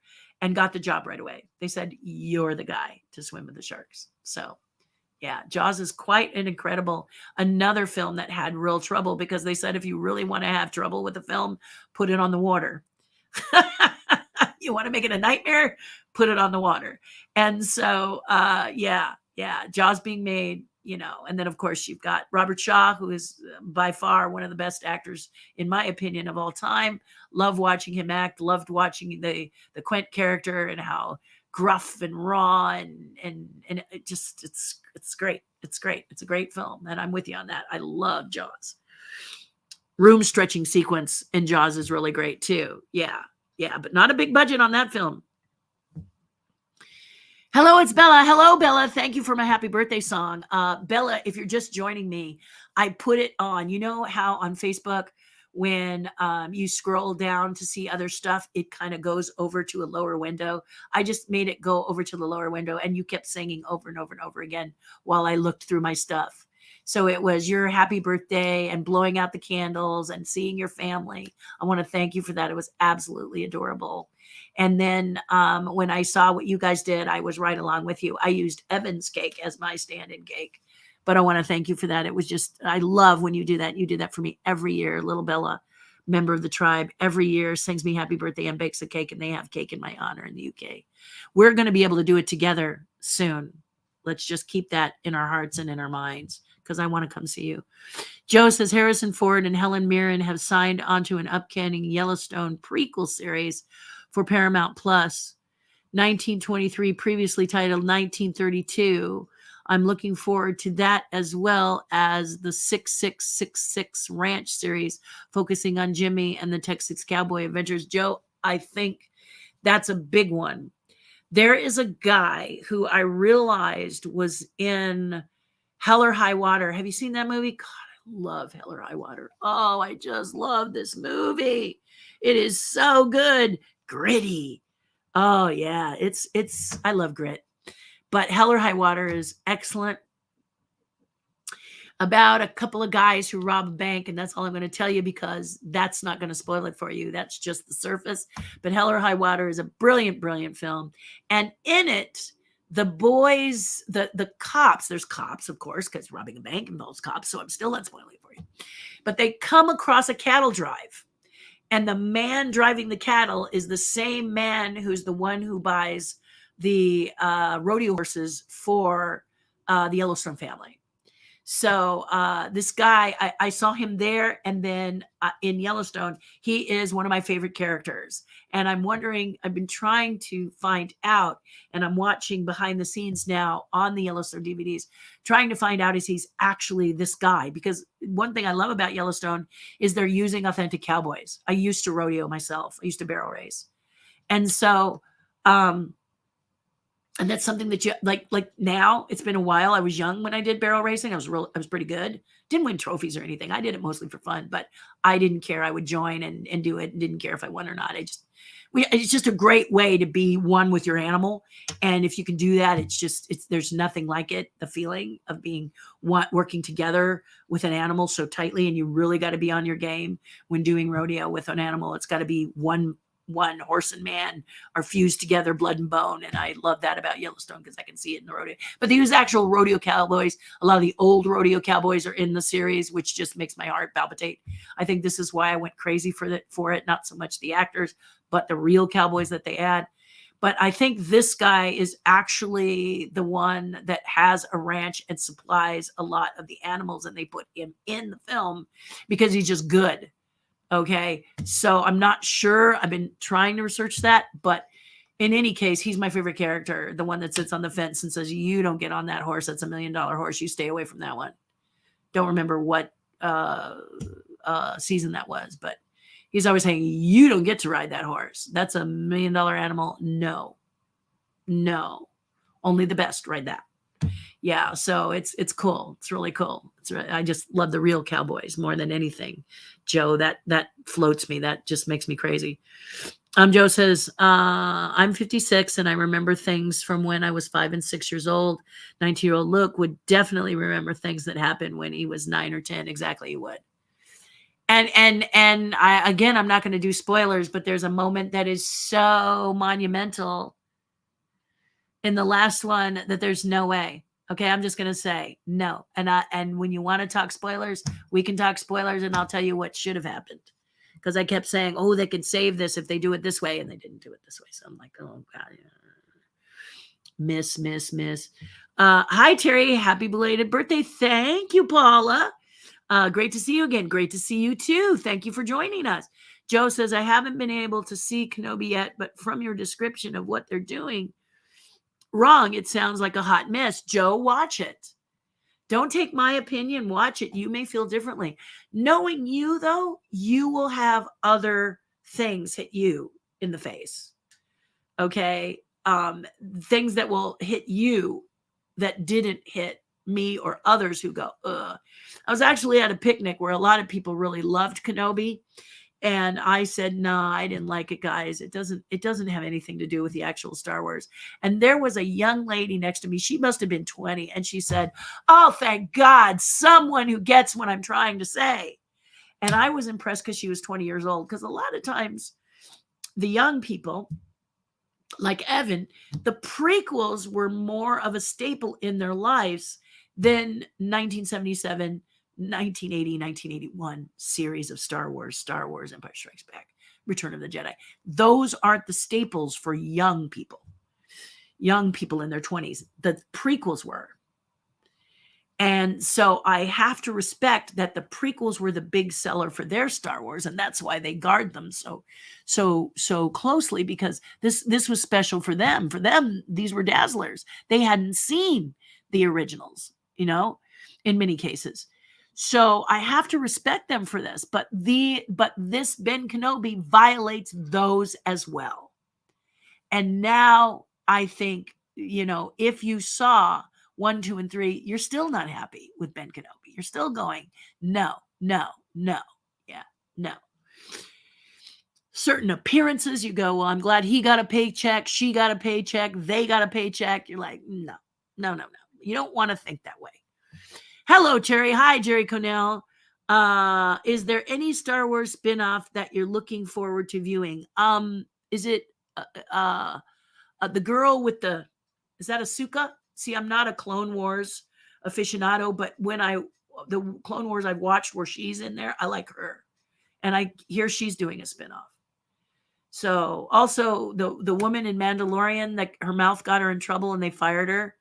And in Mandalorian, she was the real strong chick. She was the reason I watched Mandalorian. I just loved her.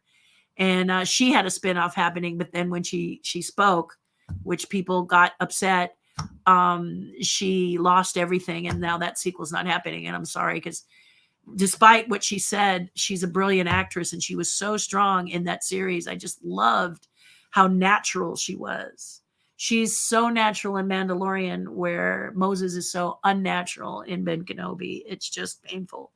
But I was looking for her, and then the Ahsoka, or however you say, the girl with the cool, colorful braids and the different. I just think she's super cool. Every time I see her, I go, I'd like to learn more about her and what makes her tick. And in Clone Wars, I guess they do delve into her a little bit, but I haven't watched Clone Wars in a while, and I have this incredible ability that if I have not watched something over and over and over again for quite some time, I don't remember a lot of it. So my husband was saying with The Offer that I should watch. Do you remember The Kid Stays in the Picture? Now, this is a movie I thought was very good, but I do not remember it. So luckily we have it, so I'm going to watch it because I only remember a couple of key sequences I do not retain, which is nice because then I'm watching it for the first time. There are things that I go, oh, I forgot that happened. Oh, my goodness. Things as early as Shawshank Redemption where I remember certain sequences, but I know if I watched it again, I'd be like, oh, I forgot that. Oh, yeah, this happens here. And it's nice because it's like seeing it for the first time. So I like that. So I do not retain it unless I've watched it a lot. But I do get to see it like it's a first movie. So the thing I really want to watch now that I've seen The Offer is The Kid Stays in the Picture because it features the senior VP of Paramount and what it was really like. It features Ruddy. So I'd like to watch that now that I've watched this, where it's kind of a nice, sweet movie version. This other one is a little more of a movie version of just Ruddy's life and I don't remember it. My husband said, it tells you all about it. And The Kid Stays in the Picture. I was like, oh, I'm going to watch that. But The Kid Stays in the Picture, The Kid Stays in the Picture probably is like an Al Pacinoism, maybe. Anyway, that's what I'm thinking. I could be wrong, completely wrong. So that's the Star Wars spin-off series, Jerry, that I would like to see is, I would really like to see anything. And again, this is Jerry's question. I'd like to see anything that doesn't have Luke, Leia, Han. I want to learn about the other characters, hence the word Star Wars universe. I think Disney is putting too much emphasis on characters that have already been established. Star Wars is a great franchise.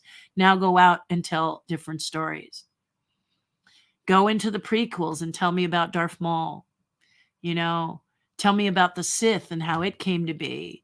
Tell me about, the other worlds, because there's multiple worlds that we never get to learn about and see. The one thing I loved in Boba Fett was episode 2 when we got to learn about the Tusken Raiders. Was it the best episode? You may agree or disagree, but I love that they went in and helped us to understand the Tusken Raider. They fleshed them out. It was really neat to learn it. I liked it. Was it perfect? I don't know. Don't care. I was very impressed with that episode because it went and studied that group, and I liked that, and I wish they would do more of that. Hello, Joseph. It seems that Disney finds ways to bring back villains and Sith who are or appear to be dead, yet basically don't bring back the heroes or Jedis who died, with the exception of Force Ghosts. Yeah, but see, you can. So these ones that are ghosts, you can go back and follow them, but don't make them wussy. The Force is a big deal, and I don't want to get into the prequels too much, but the Obi-Wan Kenobi in Star Wars wore the outfit that he wore, the robes and everything, because he was in hiding. And actually, the Jedi were a police. They were the police, and they were a big, strong presence like the stormtroopers are. So why wouldn't their outfits be different? This is my biggest problem with the robes in the prequels. They just took what Obi-Wan was wearing and put it in the prequels. That's lazy to me. You're not studying, you're not watching, you're not understanding. Okay, they weren't robed like that. The Jedis weren't dressed like that. That was what Obi-Wan wore to camouflage himself. So what do the Jedis look like in the prequels when they are the protective police? Yeah, because in the first 3 films, they talk about them being the police of the galaxy and having a great presence before they're hunted down by Darth Vader. Okay. Tim says Disney needs to hire you as a script consultant. Nah, they would hire me and then they would go. She's so annoying. And I'm not the only one. Okay, if you just Google Obi-Wan and listen to all of the upset that's out there, they need to just ask the fans, why make your work so hard? If you want to know what Disney products to sell to Disney enthusiasts, ask. Okay? Disney used to have a consulting group that they would bring onto park property and have like a little luncheon or something, give them a nice little parting gift and talk to them about what merchandise they wanted to see. This helped Disney nail it every time, right up to the 50th anniversary, every single time. And now it's miss. It's a miss. It's a miss. It's a miss. It's a hit. It's a miss. It's a hit. It's a miss. And it's sad, because they don't have to have any misses if they just talk to people about what they want. Same with Star Wars. If you're confused. Now, what one of you told me was that one of you told me that this script, or it may have been my friend who worked on Kenobi, said that people brought in Favreau to help them because the script was terrible.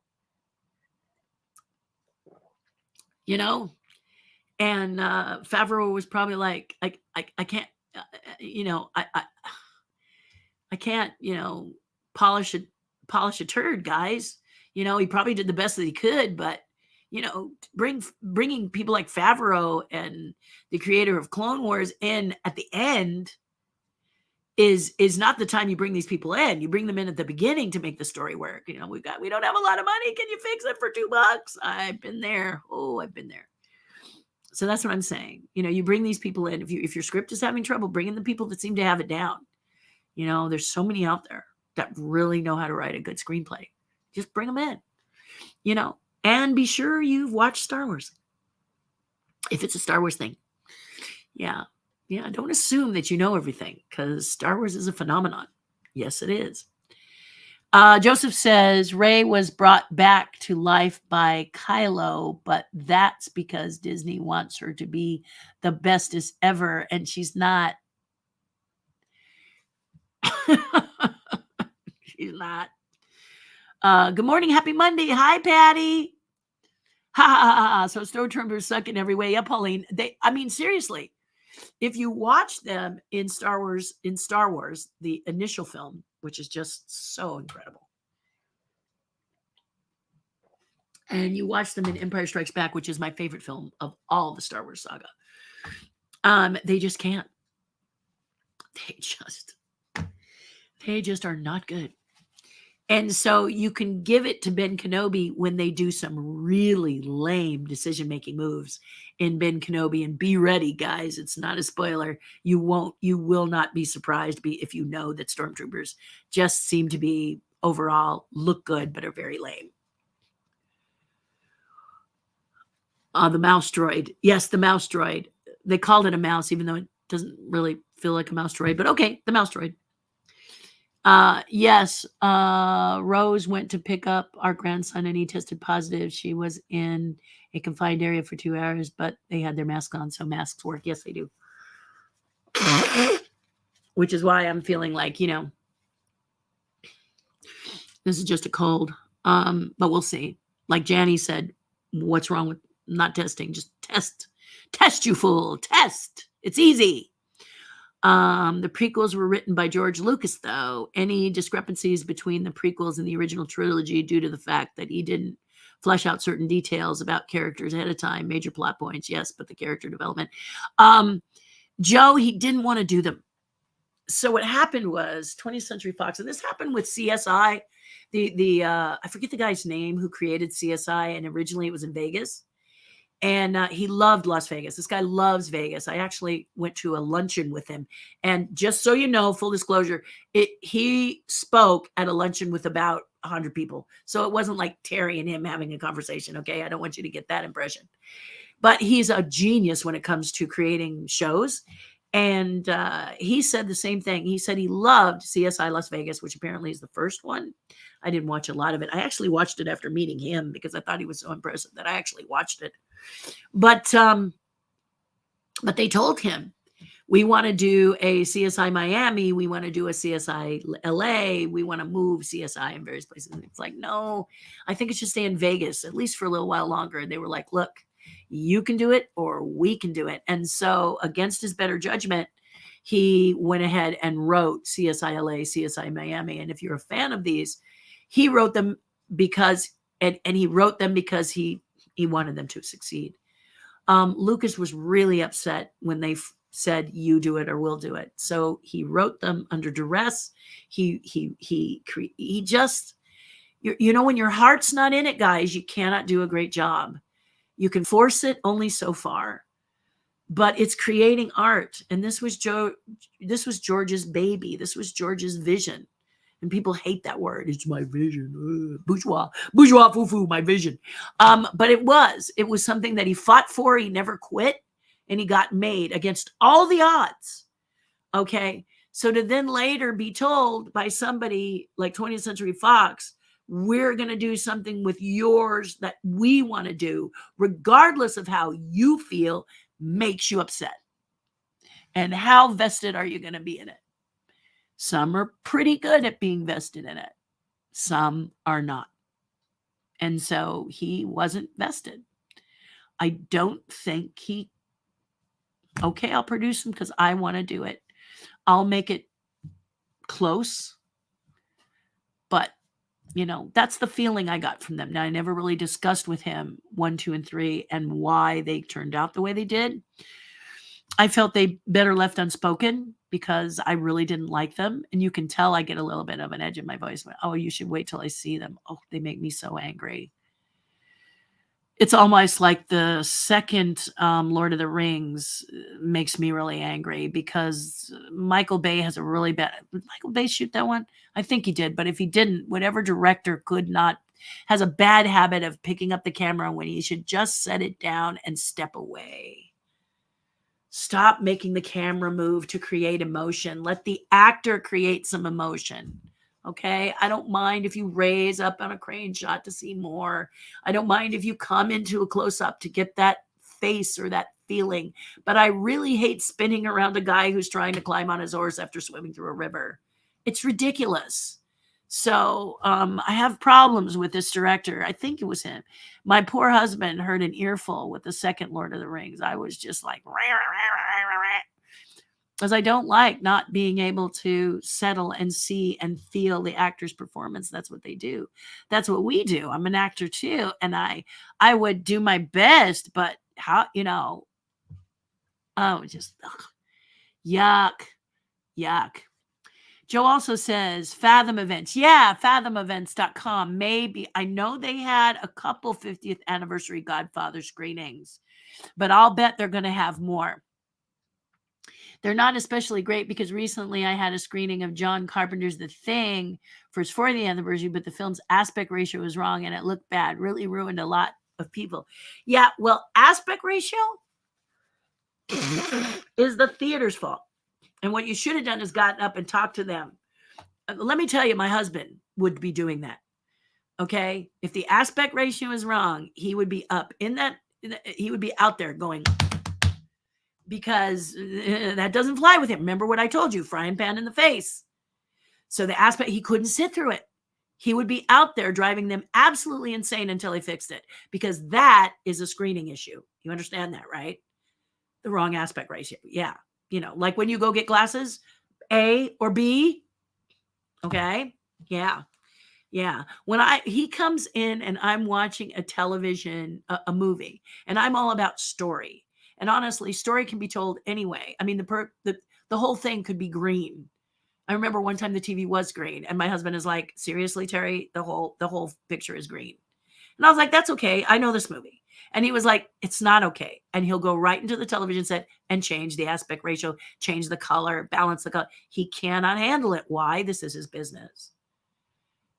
Okay. He wants it to look good. He can't handle that. So what you're talking about, Joe, is not the fault of the event people. It's the fault of the screening that was sent to them, and the person who had the projector that it was projected on, digital or otherwise, had the wrong aspect ratio. Yeah.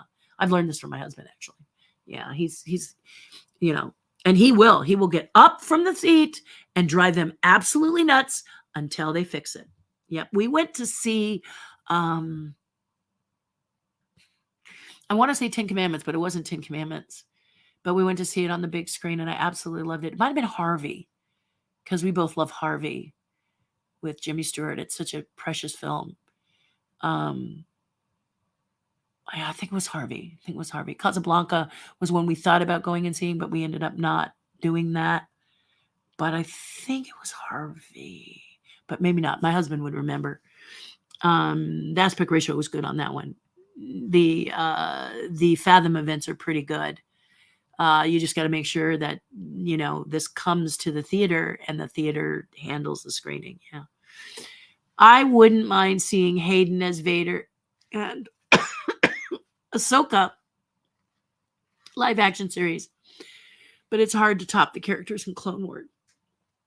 It wouldn't be if you let that guy do it. But you got to leave these people alone.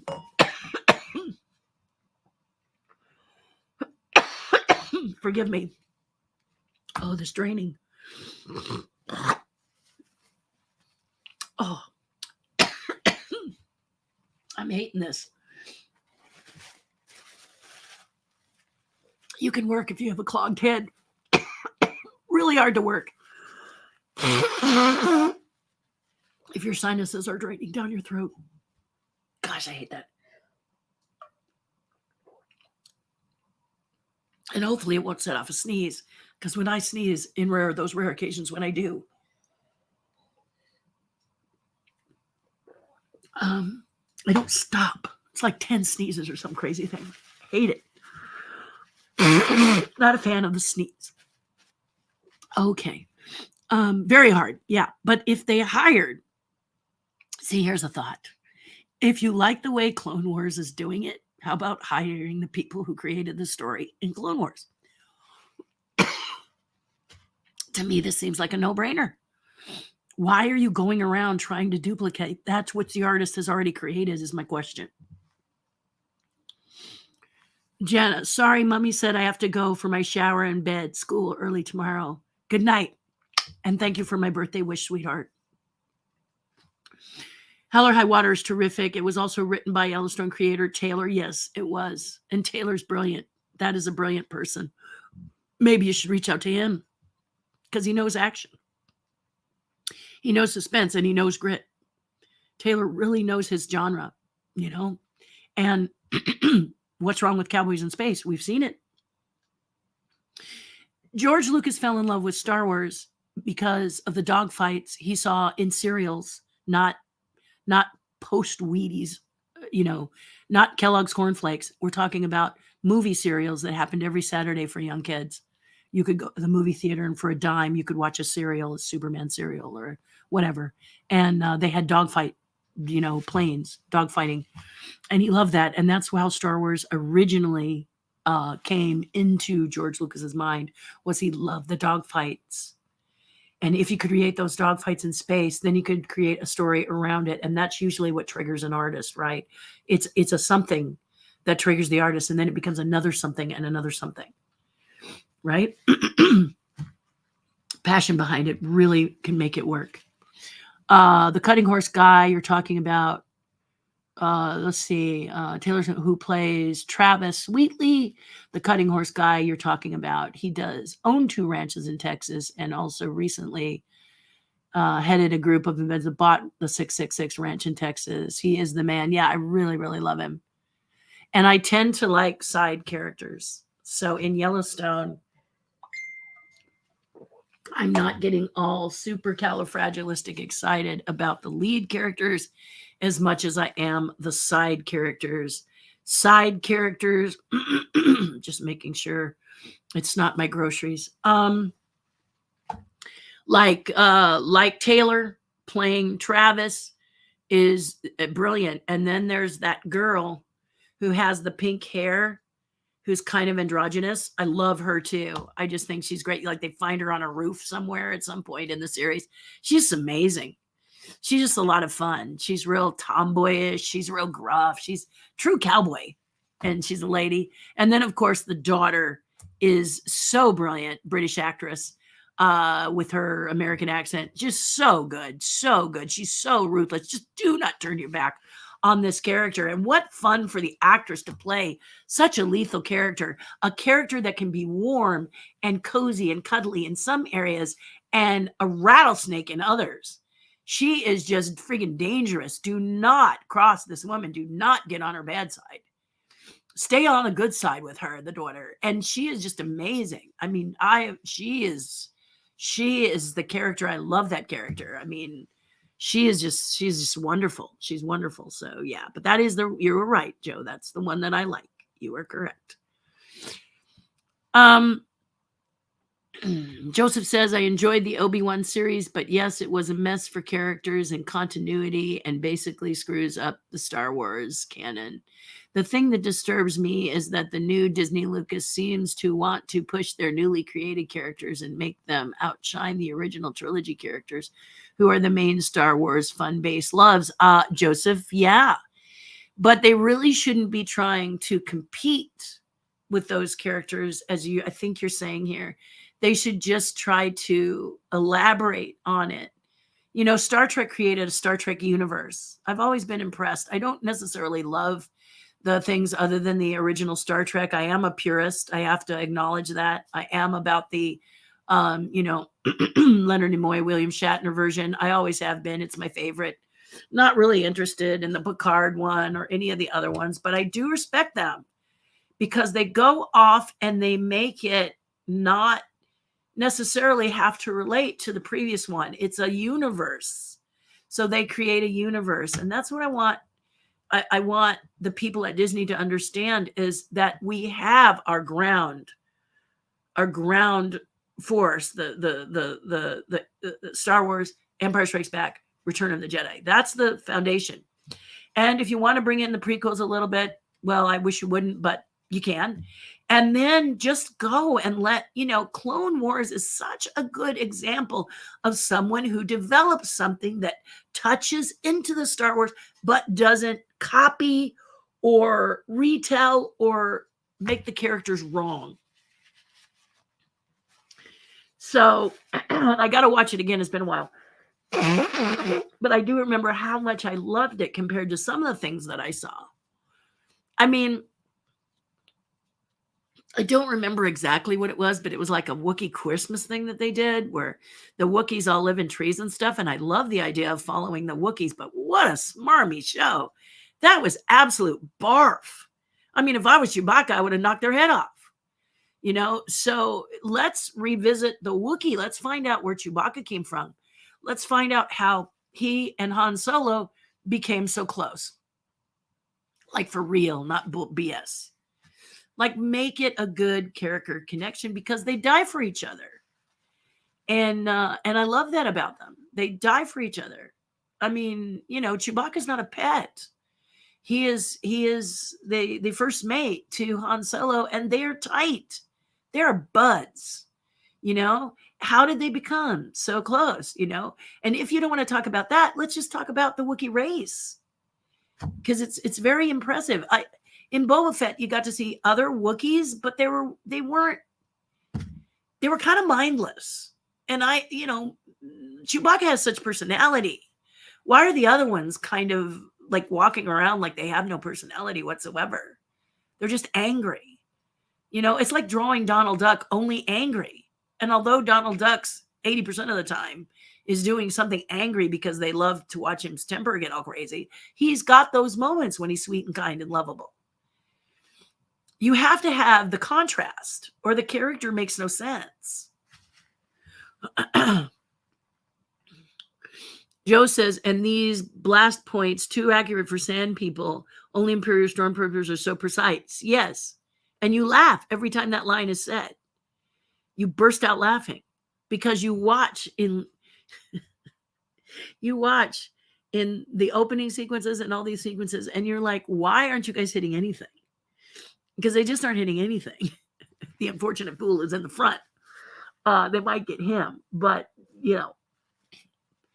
this is the first I've heard about 20th Century Fox pressuring Lucas and make the prequels, or they would. Lucas said he decided to finally do the prequels because technology had advanced to the point that he could do them in the way he envisions. Besides, Fox doesn't only copyright. Lucasfilm does. Listen, guys.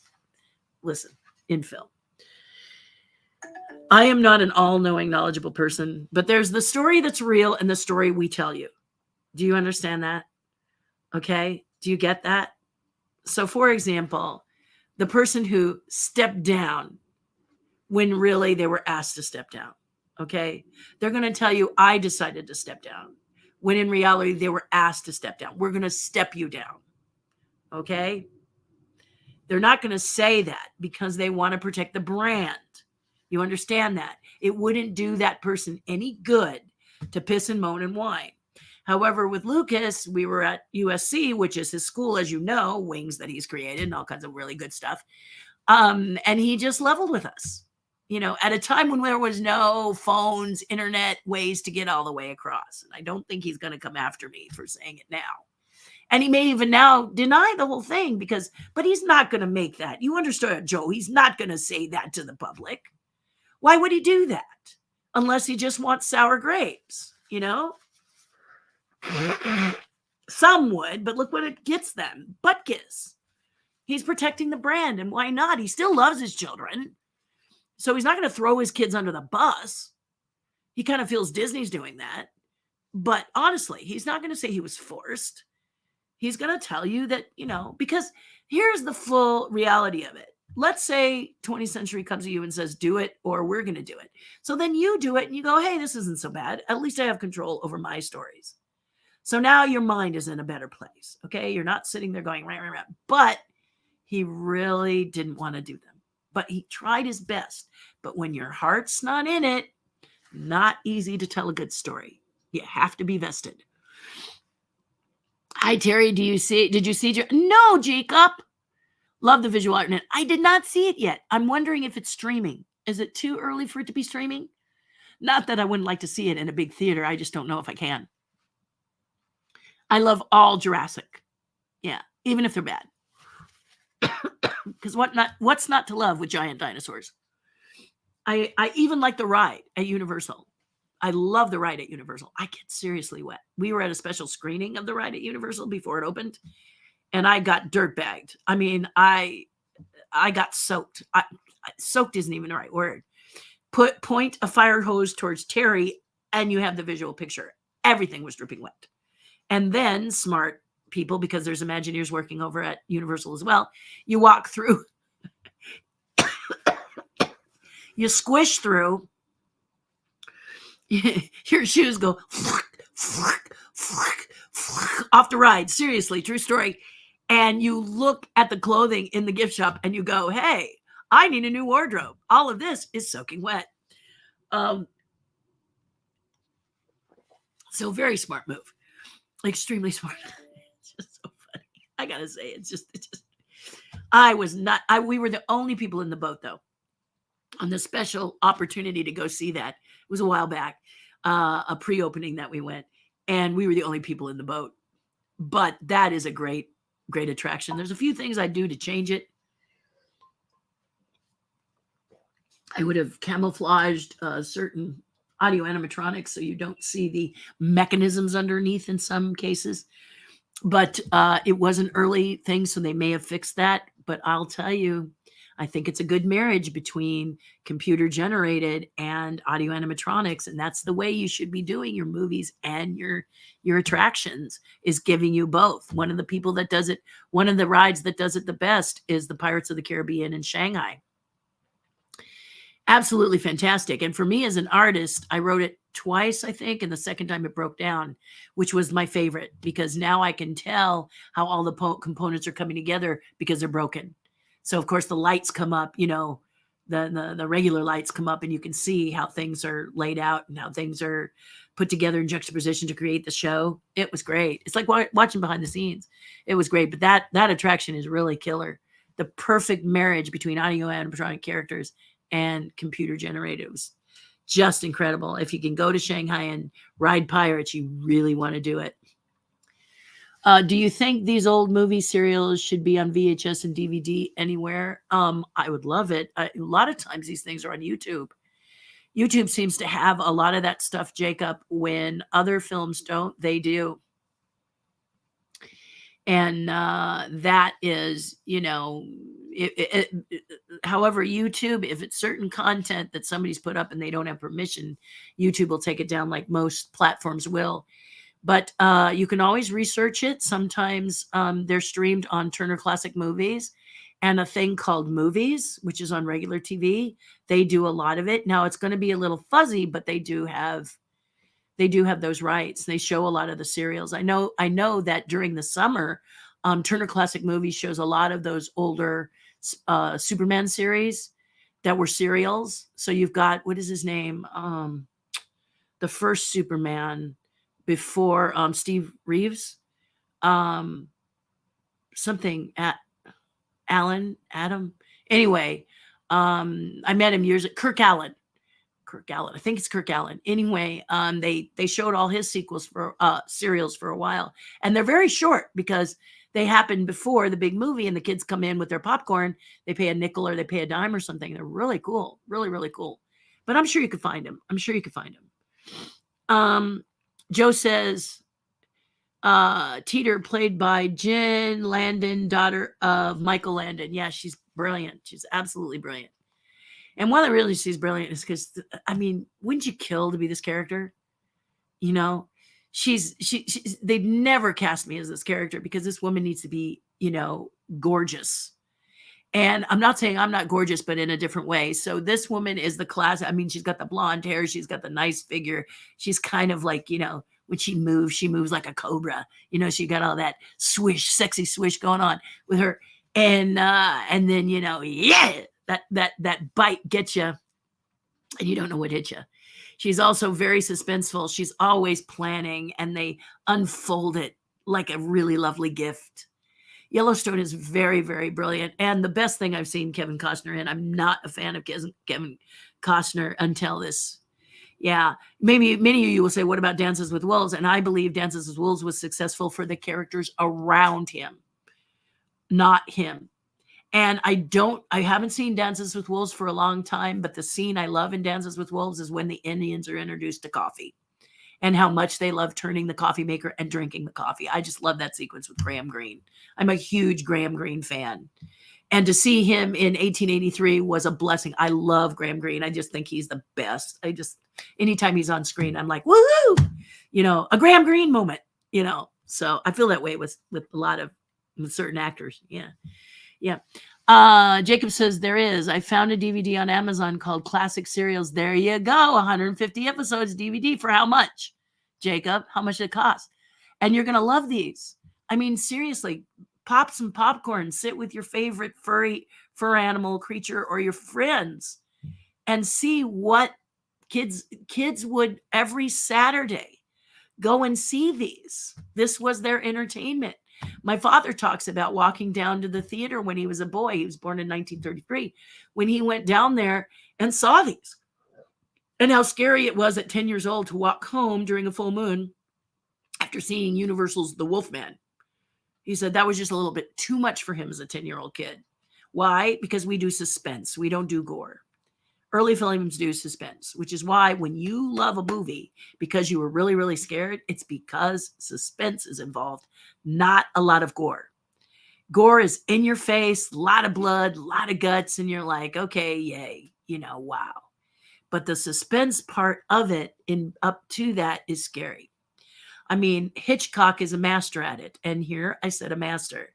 And Hitchcock didn't, take a breather and then didn't know how to be a master anymore. He was a master at most everything he did. There were some creations he did I absolutely didn't like. But when it comes to suspense, the man is a rock star. And one of my favorites is The Birds. It's another one that I'll watch whenever I get a chance to watch it. And you find yourself going, Tippy, don't go up there. She wakes up, she looks up, you go, no, Tippy, don't do it. No, don't do it. And that's what suspense is. You know what's going to happen to the character. They do not. And you are screaming at the screen, trying to protect them. Are you not? That is suspense. And that is magic formula. And doesn't cost a lot of money to create suspense. It doesn't. That was called the Stars Holiday Specials 1978. That is the one you were talking about. Yeah, barf. Oh, gosh, it really made me cry, that one. That one really hurt. Jacob says, yes, I think it's not streaming yet because it's still going in theaters. It wasn't really released that long ago. That's what I thought.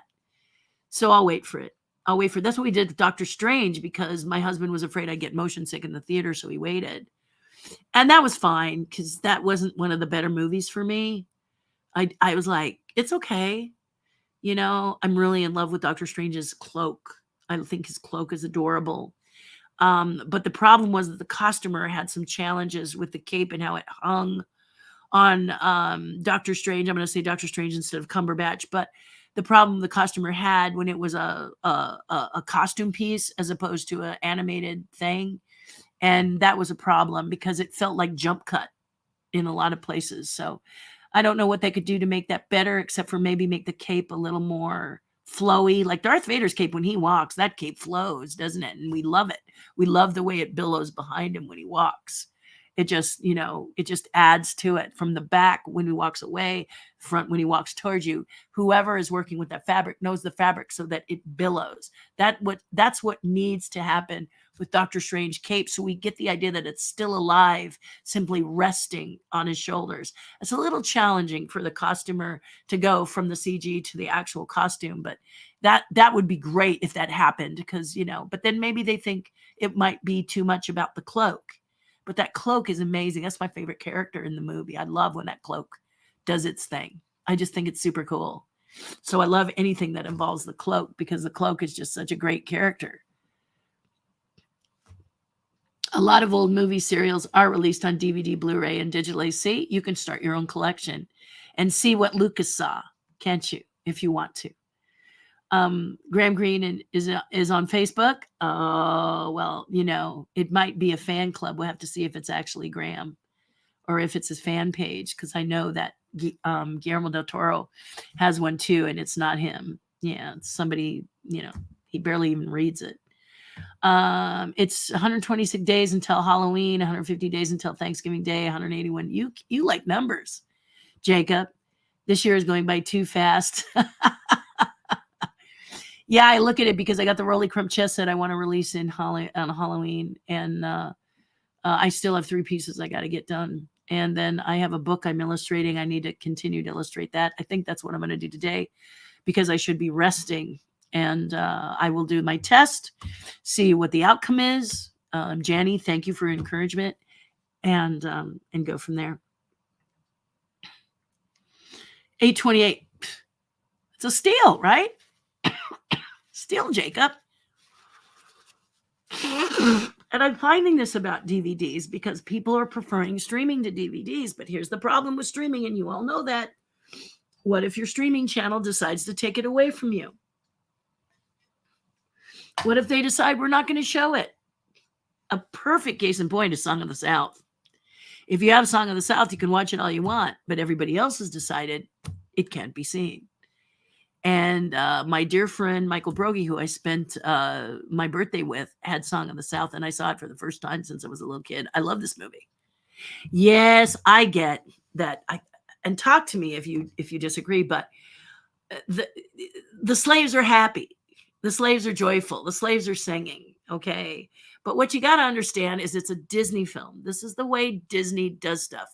In case you haven't noticed, the Little Mermaid, Disney's Little Mermaid, lives.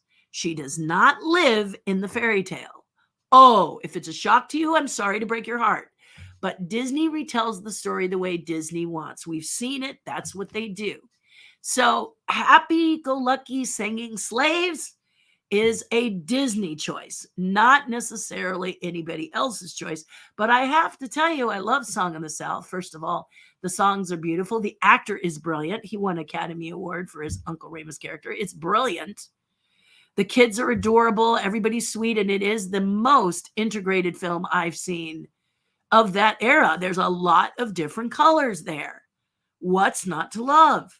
And you know, if this stuff isn't top of mind, you're going to do some bad stuff again. If your bad stuff isn't in front of your face, if you think it's bad, I don't think it's bad. I think it's amazing film. It teaches you the warmth of human beings on all levels. And it's a great acted little film. I love it. But if you tell people they can't show it because of your opinion, and then you're saying Splash Mountain because of Zippity Doo-Dah, Uncle Remus is not there. Bear Fox and Bear Bear, I'm telling you, Disney probably plucked them because they were cute animal characters and they were looking for a place to park America Sings characters. You understand that, right? The ride probably came about because where can we put our America Sings characters? Because we're not doing America Sings anymore. I lay down my burden. You see what I'm saying? So you got to give, Disney does Disney because they want everything to be happy and joyful. Walt wasn't like that. Bambi, okay? Old Yeller, all right? There's a lot of them where he wanted you to feel, but he's not with us anymore. And the new regime is doing it, and they're not doing the best job, is what I'm saying. Jacob says, did you see where finally found and released the lost episode of Sesame Street where Margaret Hamilton reprised her Wicked Witch from The Wizard of Oz? It's here on YouTube. Yes, that's a great one. And we love Margaret Hamilton. If you haven't seen, if you only know Margaret Hamilton as the Wicked Witch, which is a brilliant performance, brilliant. You got to see her in People Will Talk. Small role, but it's quite brilliant. People Will Talk. And she's also in 13 Ghosts, I believe. If you haven't seen that film, black and white, really fun. It's a William Castle film where you get glasses that have red and blue, and if you wear a certain color, you can see the ghosts. And when you can't, normal DVD, they just show it to you. But William Castle had all these kind of fun gimmicks that he used to do when he did films in the 50s that were a lot of fun. But she's in that. She's quite good. It's just great to see her in other venues that are not The Wizard of Oz. But People Will Talk is a brilliant film with Cary Grant and Hugh Cronin, and I love him. And then 13 Ghosts, which is just fun. It's just a fun. It's not going to win any Academy Awards. It's just a fun movie. It's cool. It's cool. It's got a few TV actors, I think, but it's great. As a kid, I had no idea there were slaves. I thought there were just a lot of nice people running a farm. Well, that's why Disney didn't really want to emphasize the slaves in Uncle Remus. He wanted to emphasize the joy of people coming together. I mean, not him, but the Disney brand. Okay. But it's an upbeat thing. It's their MO. A lot of times they don't leave it on a down note. If it's a down note, Bambi's mother being killed, it comes up afterwards because Bambi comes of age and realizes his place in the world, you see? So through tragedy comes triumph, you see? In Dumbo, the sequence where the mother is locked away and poor little Dumbo is sitting there with his mother, which makes you cry every time. I'll probably cry right now just talking about it. But Dumbo has that rise too. You know, hating his ears at first, i.e. my hair when I was a kid, to now embracing it, i.e. my hair as an adult. So I think they're wrong for banning that film. I think you all should be able to see it. The acting performance just gets you right here. It's so beautifully done. So beautifully done. And can be a great topic of conversation. It's great. Speaking of Song of the South, I have some questions about Splash Mountain and the Haunted Mansion for you as an Imagineer, but I'll leave it for Friday. Thank you, Joe. That'll be great. I will give you an example on why physical is better than digital. A few years ago, well, about 2 years ago, they were not going to show a Charlie Brown Christmas one year. Yeah, because Apple bought the rights, but thankfully PBS started showing it. Yes, you don't. That's a very special thing. You know, you want to see your and Charles Schultz was big for many of us as children, right? Just a real big, you know, the Great Pumpkin, Charlie Brown. So great. And Charlie Brown Christmas, also great because Snoopy's house. Snoopy was always doing everything, you know, way beyond. And poor Charlie Brown has got this old tree he falls in love with and it goes clink, clink, clink. I mean, it's just, you don't want to lose any of those, do you? You don't want to lose any of those. Okay, guys, my throat is raw. I love you guys. Thank you for this back and forth. Thank you for your level-headedness, your kindness, the things you brought out and talked to me about. I'm really impressed with this group here. I have to say, you are some of the greatest group. When I come on here, I just love, you know, trying to think of something that would be fun to talk about. If you have any ideas that you would like to talk about and stuff, please email me, Terri@terrihardin.com. TiggerTerri@gmail. Just remember 2 G's and 2 I's. TIGGERTERRI. Oh, that's my father. He always calls when I'm broadcasting. I will call him back. But just if you have any topics you want to talk about, want to discuss, maybe you want to delve more into Song of the South, I was so grateful to see it. Just let me know. Post on Facebook, hit me in Messenger, make your suggestions, and I'm happy to discuss it. Ask Me Anything Friday's coming up. On Friday, we will talk more. Hearts and flowers to you guys, and do something nice for someone else. It'll make this world seem a whole lot better, and you'll feel better too. All right? We will talk to you soon. Thank you, and love you too. Thank you for all your great birthday wishes. It made 65 extra special. All right, guys. See you later.